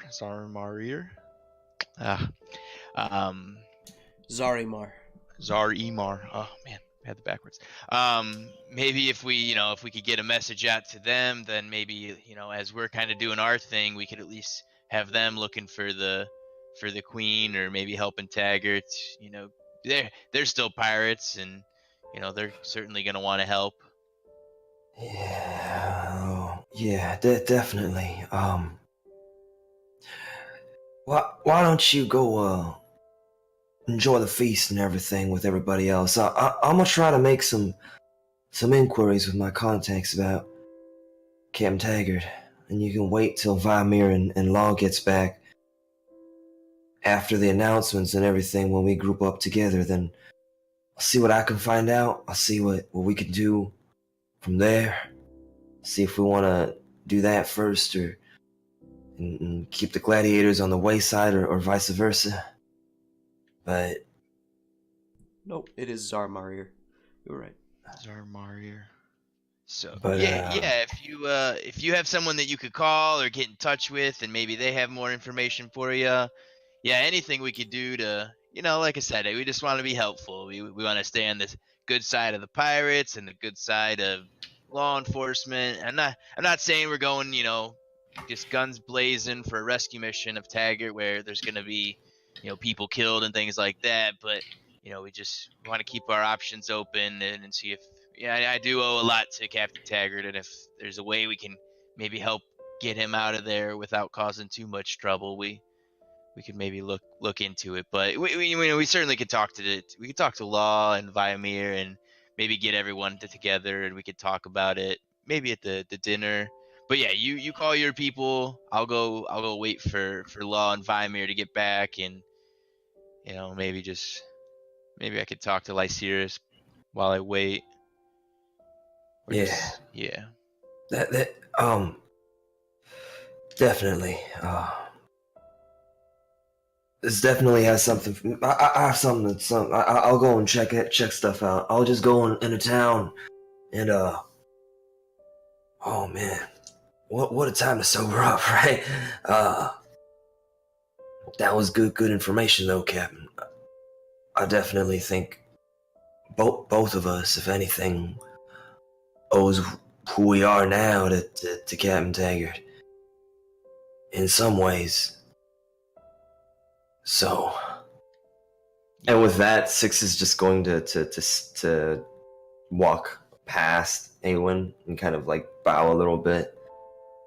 And he's just like, yeah, this is definitely what we need to do, regardless of what Viamir and Law says. We need to find a way to get him out of there. I don't know how much danger it's going to put all of us in here, but ultimately it's your call. Yeah, I appreciate that, and yeah, I think we can certainly discuss with everyone. But I'll let you get to your thing, and like you said, maybe rest up a little bit. You kind of look a little worse for wear, but it's if you make it into the dinner later, I think it's gonna be quite the feast. So, but yeah, you do your thing, and I'll see you a little bit later. Okay? Yeah, definitely, Captain. Definitely. All right. Six is gonna go out into kind of like into the night and try to find a way to contact his people, pretty much. Okay. Yep. As you do that, Fixer, Sin. Fixer would be continuing to try to augment his lack of arcane or his lack of magic by making more tech stuff. Okay, so you're spending time on that still? Yep. Okay. Sin, are you enjoying the party? She enjoys the party for a little bit and hangs out with Lysiris. Okay. Drinking. As you do, Lysiris is on the bridge of the ship, in her seat. Yep. Right where I left her.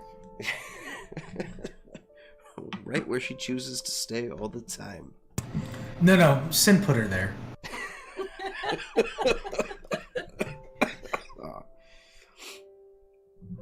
See, right where I left her. As you do, she just kind of gives you a look and... So, you happy to be done with all this pirating bullshit? I mean, pirating could have been more fun, but we didn't really do much of it, so... Happens when your captain's too much of a soft heart. You're not wrong. I mean, maybe it's just his lack of hair. Maybe he's got a soft too. I think he just has a lack of a backbone. He doesn't have the heart to kill. He said that plenty of times. Everyone else here has no problems with it. He's the odd man out. I mean, yeah, you're right. It's not a bad thing, though. Probably. Unless. Well, I mean, he's killed some things. Like what?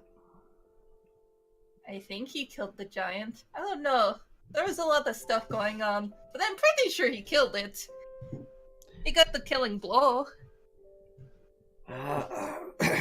But it wasn't like a murder. He didn't just shoot somebody for the sake of killing him. No, he didn't. But I mean, you know, Excuse me. not that bad, probably. I think he's too much of a soft heart. I think someone else should be captain. I think he's gonna end up leading us to get killed. Oh. That's rough. That's rough. I mean, I'm not going to say anything because that would be mutiny, and I kind of like Awen, even though he is soft.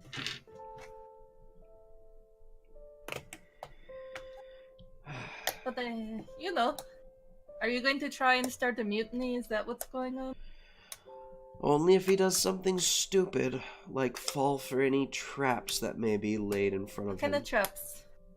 I mean, Oh, I'm not who very good knows? with I traps, so- guarantee you there's some military out there, some government decided to waylay to Corsair. Guarantee it. Guarantee it. And they're gonna start saying, ooh, they're gonna be like, ooh, look, we caught the queen. And we're gonna hang the queen. And then he's gonna be like, let's go and save the queen. I mean, if he did that, he would technically be breaking the law, and that would be very piratey. And that would make it, that would give me a reason to just say no. Do you not like breaking the law? No. I was sold into this. This is not something I want. I hate this. I hate taking from others and selling them into slavery and just taking from others in general. Stealing from people because you have the weapons, the guns, the blades, and the magic to do so is wrong. Does that mean you like Eowyn? Do you think he's cute? I think maybe he could get laid. You're And not wrong. You're not wrong. as you can tell, I don't really care how people see me. And she just motions to her always being in her lingerie, never really wearing armor unless she needs to. I mean, I don't see the problem with that. You just do whatever you feel is best. So does that mean that, like, you're magically bound to the ship and you can never leave? Or are you just, like, so used to being on the ship that you're just like, I don't really want to go anywhere? Make a persuasion check. Oh boy. Oh boy, oh boy. Oh, that's not bad. Okay, 16 plus 8 is 24. She sighs.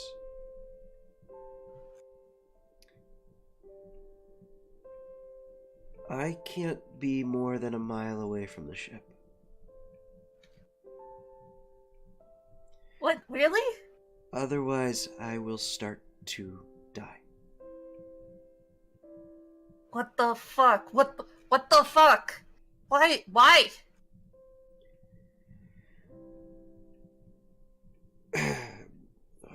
My last captain, who you heard me speak with such loving and caring feelings for. When he bought me, he needed a pilot, and I was 5. And so he sat me in the pilot's seat and taught me everything I knew.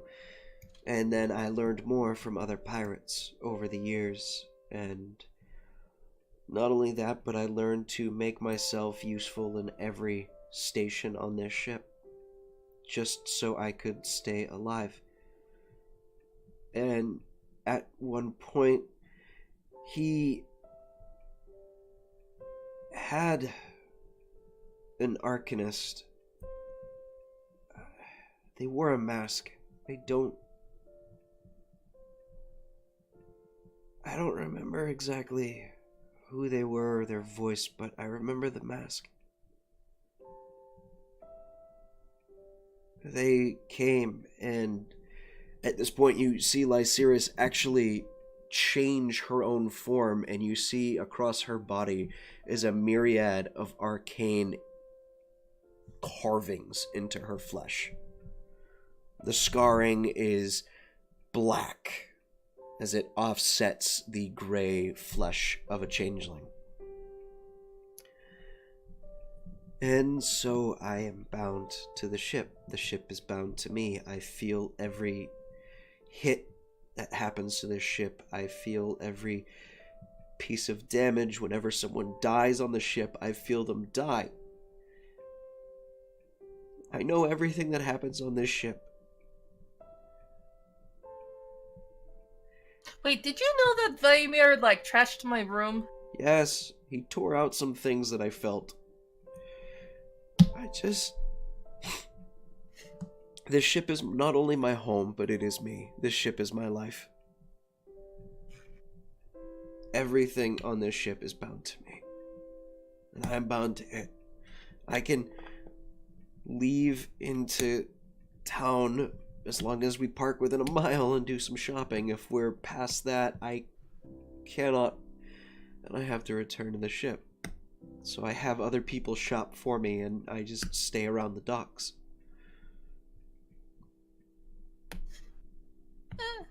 I bought binoculars. And I give her the binoculars. You give her the binoculars, and she just stares at them for a moment, and tears begin to fill her eyes as she just kind of leans over and just gives you a hug, and she just breaks down into tears. Well, why don't you tell anyone else? I say, hugging her. Because I don't want to be used. That's what happened last time. Well, I mean, no, it's okay. At the very least, we should tell Captain Eowyn, because I feel like he's going to be the most compassionate about this, and I'm going to help you. I'm going to help you find a way to get rid of this. You don't have to be with the ship forever if you don't want to be.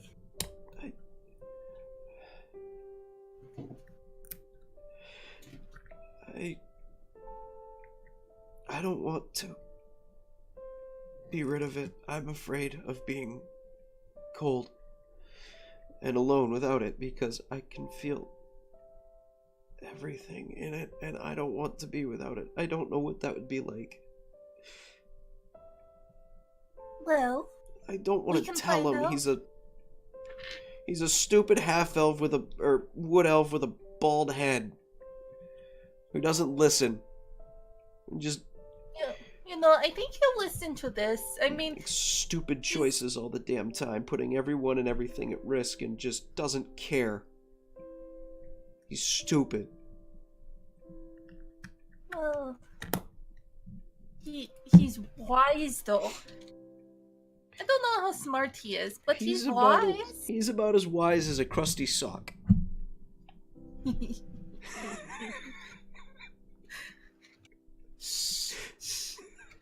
Here, I'll put some more drink. She takes the bottle and stifles her tears as much as she can and drinks through the tears and sets it down. You know, it's okay to be scared of change. It's not easy, especially since this has been your entire life.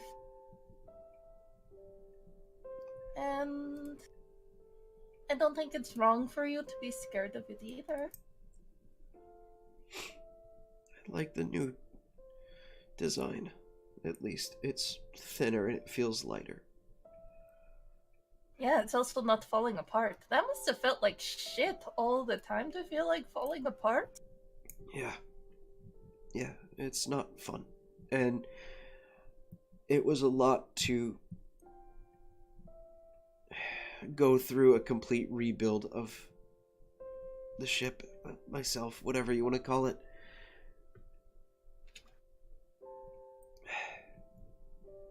So, but that's why the captain always parked right next to the shopping district, was so I could at least go shopping, and that was the nicest thing he ever did for me. I mean, that is nice of him, but I mean, he was also a fucking dick for making you a part of the ship in the first place. I'm just gonna call it there. He is a fucking dick. And he deserved whatever came to him. That's what I have to say about that. Thank you. You're welcome. I still think that we should at least tell Eowyn. I know you don't agree, but I think fostering a bit of trust between the both of you will help us get on our way. And by him knowing everything like that, well, he's going to not make as stupid decisions. She just deadpan looks at you. You know what? He may be stupid. And he may be bold. But he's compassionate and he cares about people. And you are a person, and he will make sure that he is not making the wrong decision again. And if he does make the wrong decision, I'll kick his ass. Thank you. You're welcome. I mean, he's only a shipwreck, so. That's my word. And I won't let him wreck this ship. He just has a really bad strain of luck that may or may not have changed since he got a weird thing in his arm. I can't tell you if that was good or not. I hope My Emir will probably say it was good.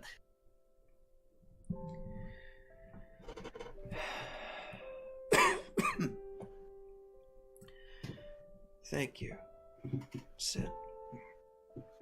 You're welcome. Plus, Clarence is really cool. He's probably still sleeping in my bed. I made more. Would you like more?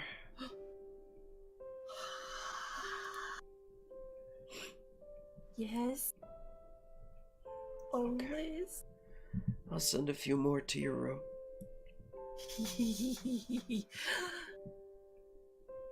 I'm going to make a circus. And when I'm ready, I'll tell Awen, but you have to be there. Okay. I will definitely be there. You tell me as soon as you want to tell him. And if he doesn't listen, we'll hold him down and give him, like, wet willies until he does.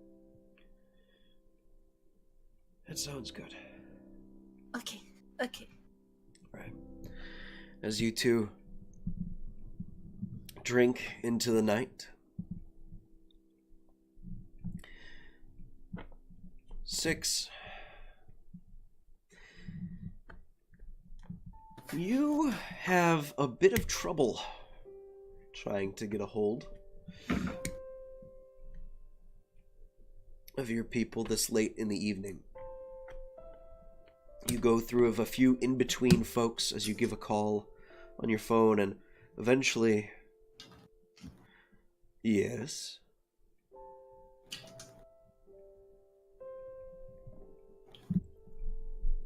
I needed information on Captain Taggart. Oh?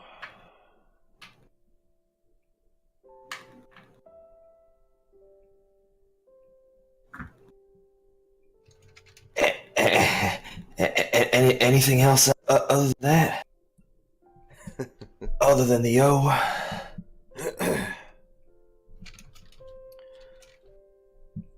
How am I supposed to know where he is? According to the news, their home was attacked. And that's the way it is. And he was captured by officials? Law officials? No, he was captured by the mercenary unarmed. The mercenary black ships, whatever you wish to call them. Do you know what ship he's on? No, but I know where he is. Or at least where he's going.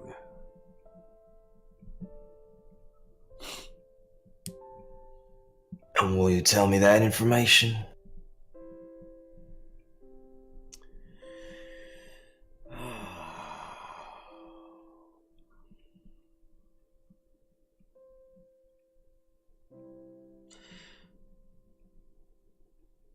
You'll find out. I'd suggest watching the 10 o'clock news tomorrow morning.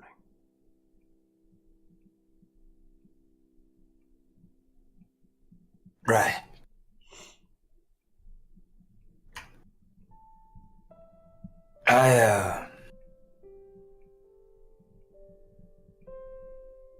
This is the last of our favors.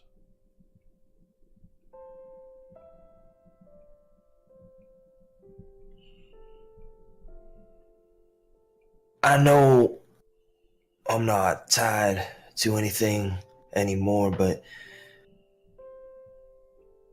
the ship's decided to be a mercenary vessel. Good for them.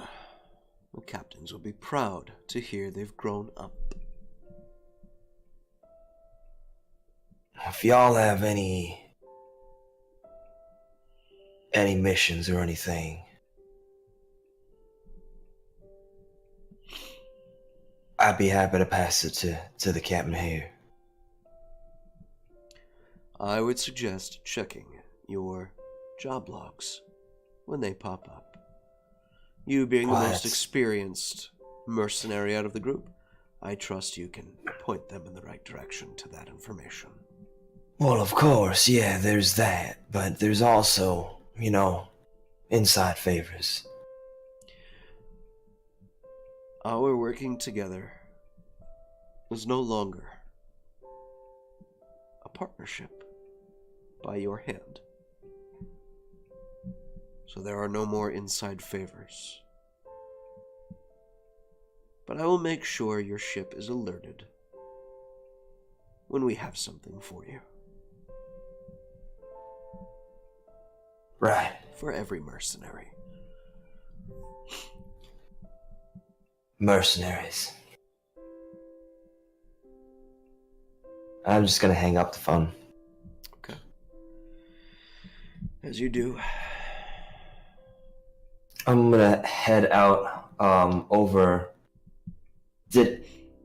and then I'm gonna go and look for Fixer if I can. Okay. In the engine room. I'm gonna hope he's in the engine room. Okay. Fixer, as you are in the engine room, doing your work, being the only one on the ship who speaks Primordial, at one point in the evening, you begin to hear the elemental in the engine, the elements, the elemental crystal, begins to sound as if it's weeping.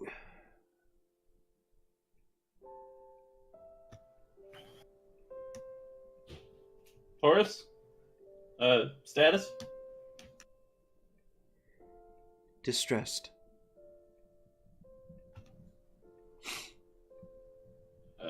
Reason? Unknown. Point of origin? Classified.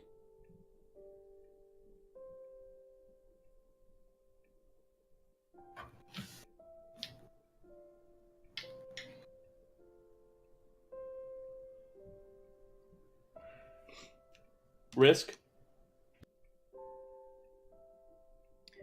Negligible. Any further information? Elaborate.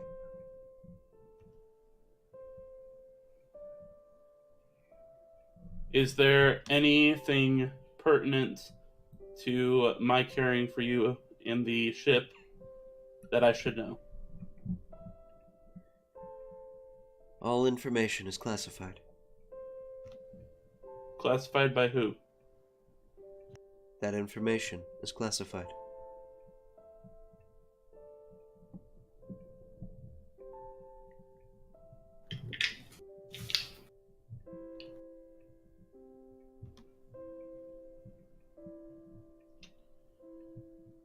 I'll have to check with Sirius, I guess. I'm sorry, John. It's time for you to die. Oh no. No. Fixer ain't getting out of there alive. Roll initiative. As the engine room decompresses. No. I am prepared for this. I have my gauntlets already. Have How? you fought an elemental by yourself? Have you I don't plan on. I wouldn't fight. I'm not violent. I Have just you- get the fuck out. Have you fought an engine room before? As the pistons just like pop out and Steam everywhere. 6 enters the engine room as you ruminate on this for a few moments. 6 still looks completely like just hung over as hell, but he has like pretty much like almost on a mission as he just kind of barges in and he goes, Fixer, I don't really have not spent too much time with all y'all, but I feel like I could keep confidence with you, especially because you enjoy the same whiskey as I do, and people that enjoy the same whiskey I do, usually good people. So I didn't exactly. I have a favor to ask you, if you could help me. Are you any good with phones and technology and whatnot? Oh hell yeah! I just had a call, and I'd like for you to help me trace where that came from. All right, this is kind of. I was gonna ask kind of about this stuff earlier.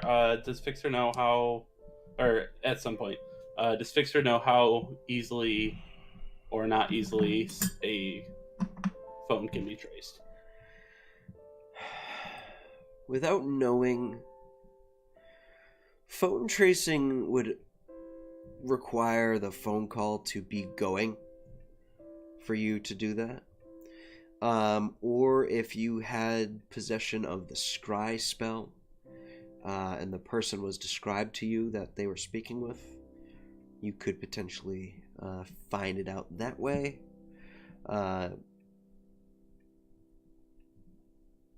Man, a scry spell would be great. be Yeah. terrible if somebody had an item like that. It would be terrible if no one had ever fucking told somebody about that item.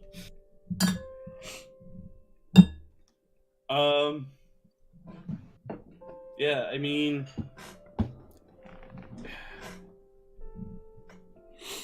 usually if you're gonna be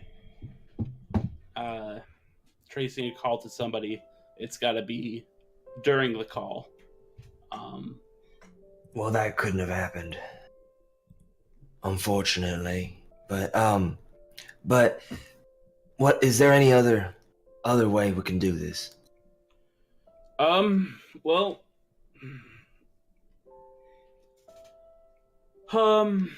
there's the scry spell. But if someone had the ability to scry, and if you could like describe the person or just as much information about them as you knew, they would be able to use their magic to then come up with that person's location. But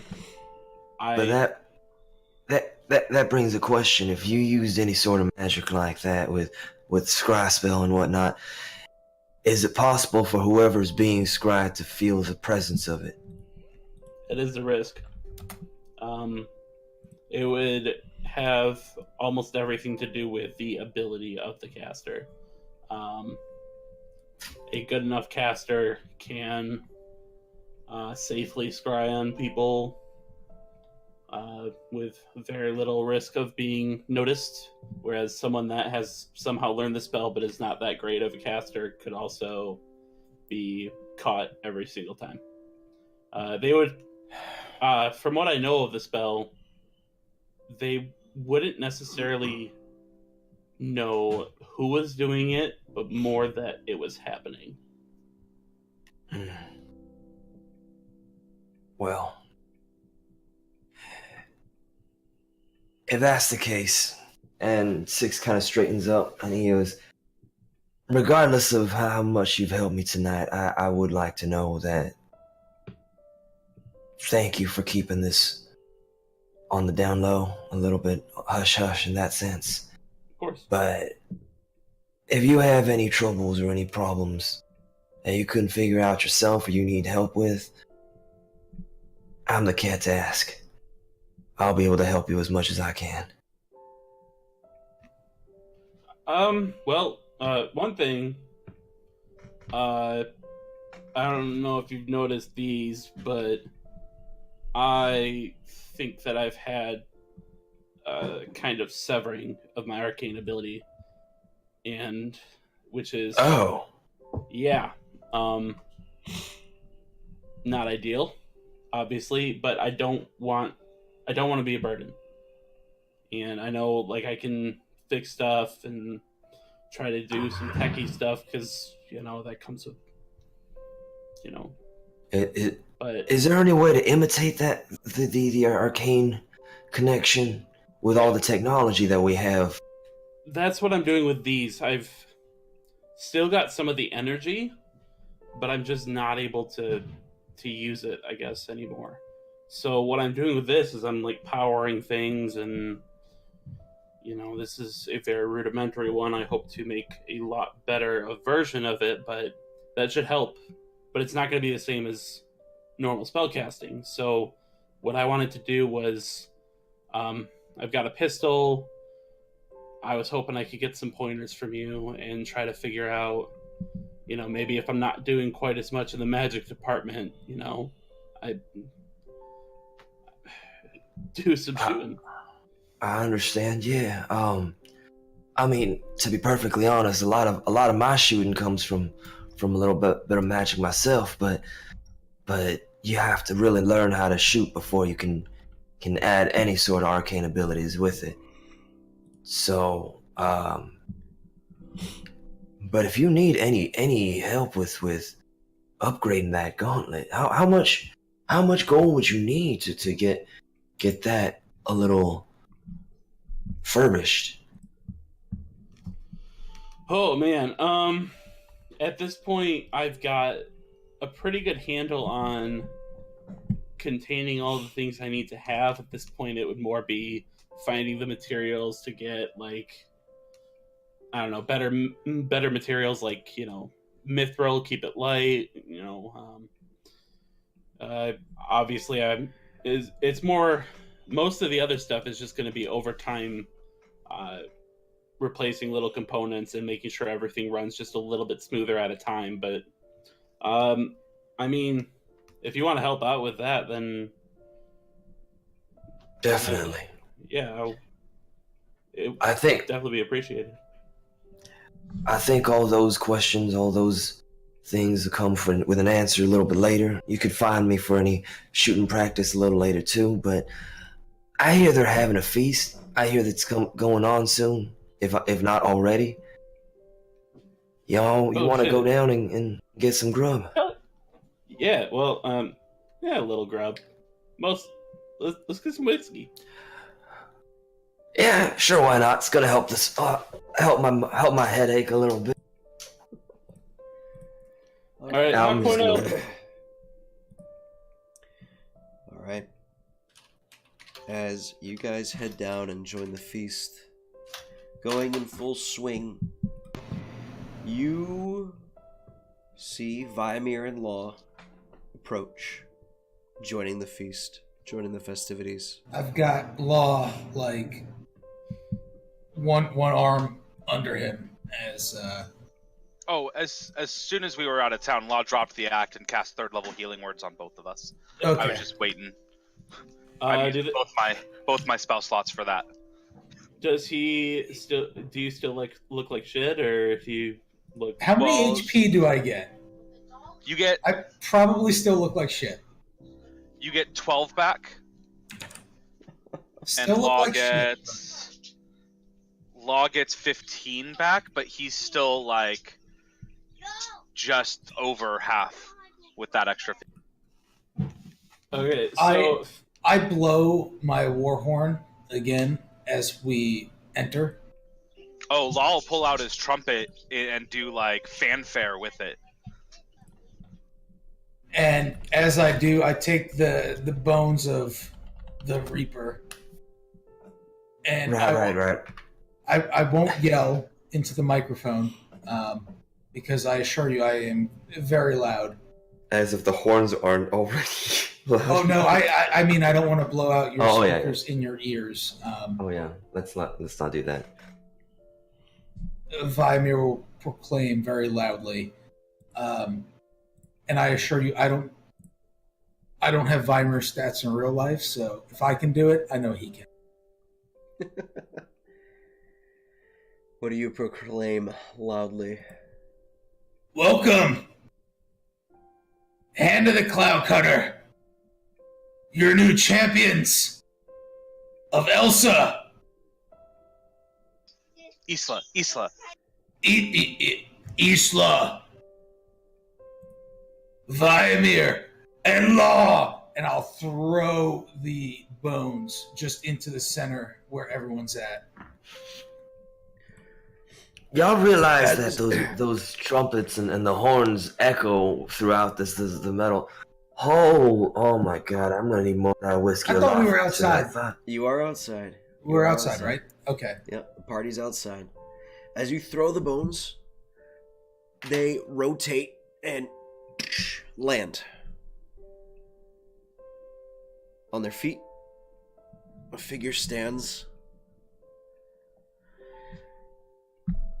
Oh, finally. Well, I told you he'd be a crew member. Throws the hood back, and you see a skeletal head. The crew immediately grabs weapons and trains them on the individual and just... Easy. I took a fall because I figured dummy over there could get me out of here. Which she did. Great. Hey, all the better. I'm free. I let you live. You got me out of there alive. Debt's paid. I'm not gonna eat any of your food, but I'm gonna start walking out of here. I've got... You actually things to owe, do. like, how many gold? I owe you nothing. You cheated and got my attention by playing a little spellcastery stuff. And, Yeah, but now you're outnumbered. yeah, And we're but- not in the arena, so there's yeah, no rules. But you know what? I'm gonna walk.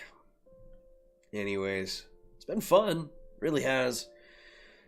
It was a nice. Actually- It was a nice short rest having you carry me, and just kind of letting that happen. So it's been fun. Really, I appreciate it. But Still the champion! I'm gonna walk. You can have that title for all you want. But I'm gonna go live my unlife. And hey, if I see you guys around, I hope it to be fun. Hope us not to be on opposite sides. And we should all get along pretty well, I think. Well, you can join the crew. The invitation's obviously always open. You are a worthy foe. Oh, yeah, I get the feeling you guys...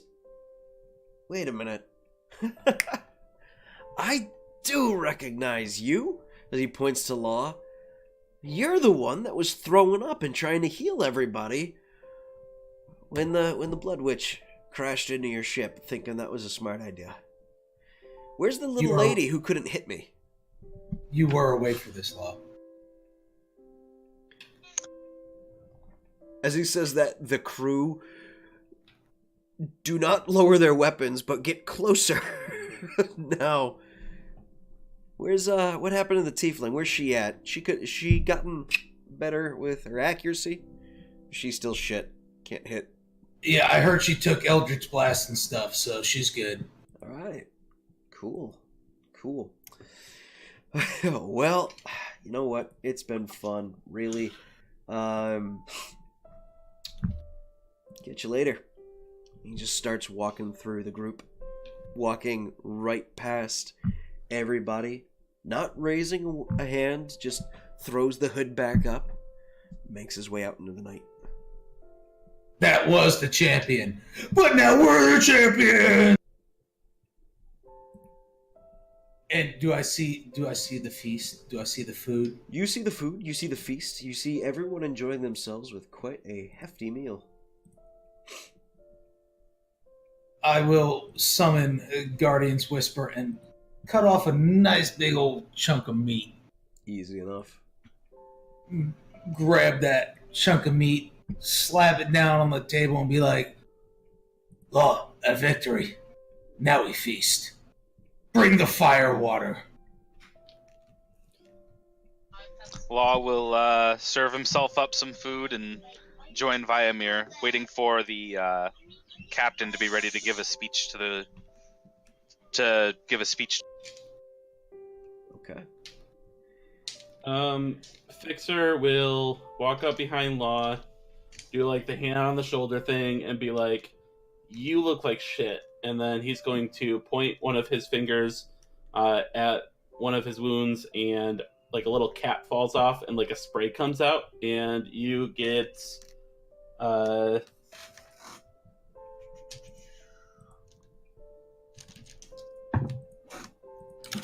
that'll be 12 points of healing. From one wound? Oh my god, what a deep wound. What a boss. What a boss heal. The nanobots go that deep was- inside and heal some internal damage too. Yeah, seriously. Holy hell, Fixer! How long have you been able to do that? I just, we've had so many times where we get the snot kicked out of us. With my new, how things are working for me right now, I found a way to kind of manufacture this spray with arcane energy that works pretty well for healing wounds. Well, good. My voice was going hoarse from healing everyone. Sit down, Fixer. I'm gonna have to be in close proximity, but so you still got distance, buddy. Sit down, Fixer. We feast tonight. Where are the others? Get the others. I'm gonna drop the dice. bottle of whiskey. Yeah, I dropped the dice too. Drop the bottle of whiskey right in front of Viamir. Like, congrats to the new champion and all, but please, before anything else, just don't blow the horn for the feast yet. I blow the horn. I'll just be like, Your head You don't know me very rings. well, do you? Your head rings even more. As you all enjoy your feast. No, I did. I was waiting for it said. Go ahead. If anyone else has anything to say No, before it's I fine. move the scene around forward. Okay. I pour drinks for me and Law, and then a drink from them Okay. because we're now the new champions. And then if anyone else would like to partake, I would pour drinks for them as well. Okay. Fixer has his own bottle. As the night continues on into the early morning, drinking, and eventually all of you finding a long rest. It is during this time, however, the camera pans away from you all.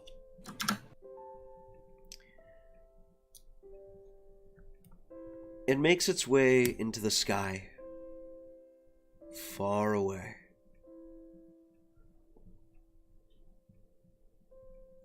The camera finds itself somewhere over the ocean between Zaylen and Glenlock. It enters a ship of black iron.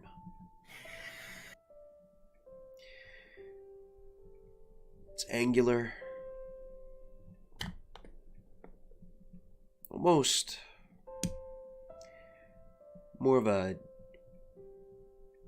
W in shape, but filled and massed as its wings kind of pull back, and it has a secondary major hull portion in the middle, giving it that look and design at the end.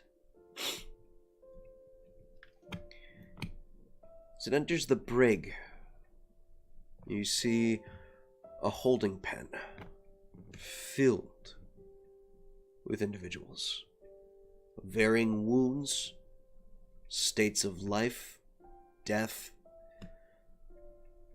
doesn't matter which.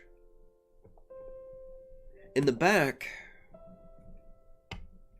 is tucked a half-elf woman with dyed pink hair, pulled loose, violet eyes staring down at the ground as she sits curled into a ball. In front of her is a man with strange tattoo patterns like circuitry across his flesh. There's a changeling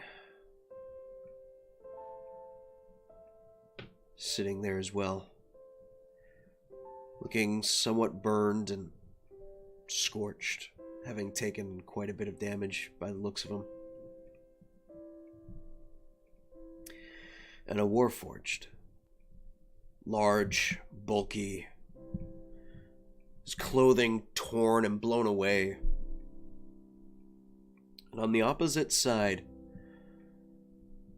of the cell that all these people are packed into, there's an old man. Patch covering his eye. Beard. Shaven. But a light bit of stubble and regrowth beginning to set in. He looks over. Well, at least no one will know who you are when you're sold. Count that among your blessings.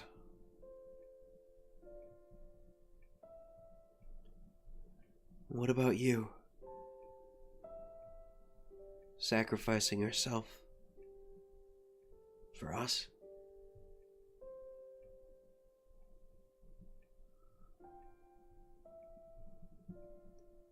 Someone will be stupid enough to come and get me. Somebody. But until then, Keep your head down.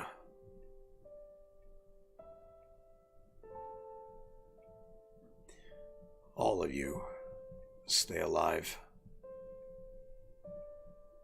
As best you can.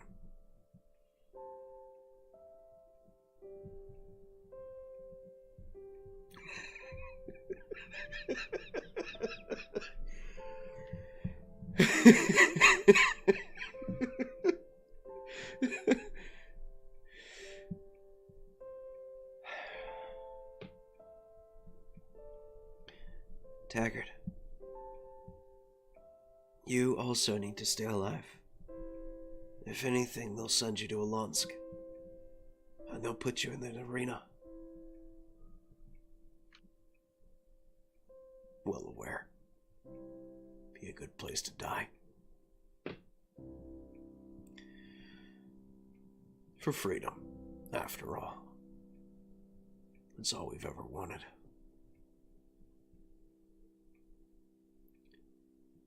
I know. We have freedom for so long, and we fall away into chains.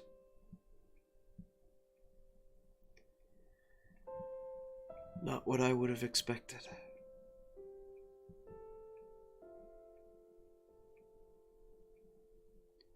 As silence takes them, camera pulls back and watches the ship just sail across the open waters, making a long loop around the continent. And with that, it comes back to our party, drinking and revelry, is where we're going to end tonight's session, where we'll pick up next week with a speech from Awen Shrek to the rest of the crew. Thank you so much, everyone, for watching. I look very much forward to seeing you all next week for another session, and I cannot wait for next Tuesday because, well, shit. I love this game. I love this crew. And I'm very happy to be having our whole community join in and aid our crew or affect the world or go against our crew. Yeah, go ahead and post me. Should be fun. I dare you. Have a good night, everyone. And is it Tuesday yet? Bye now.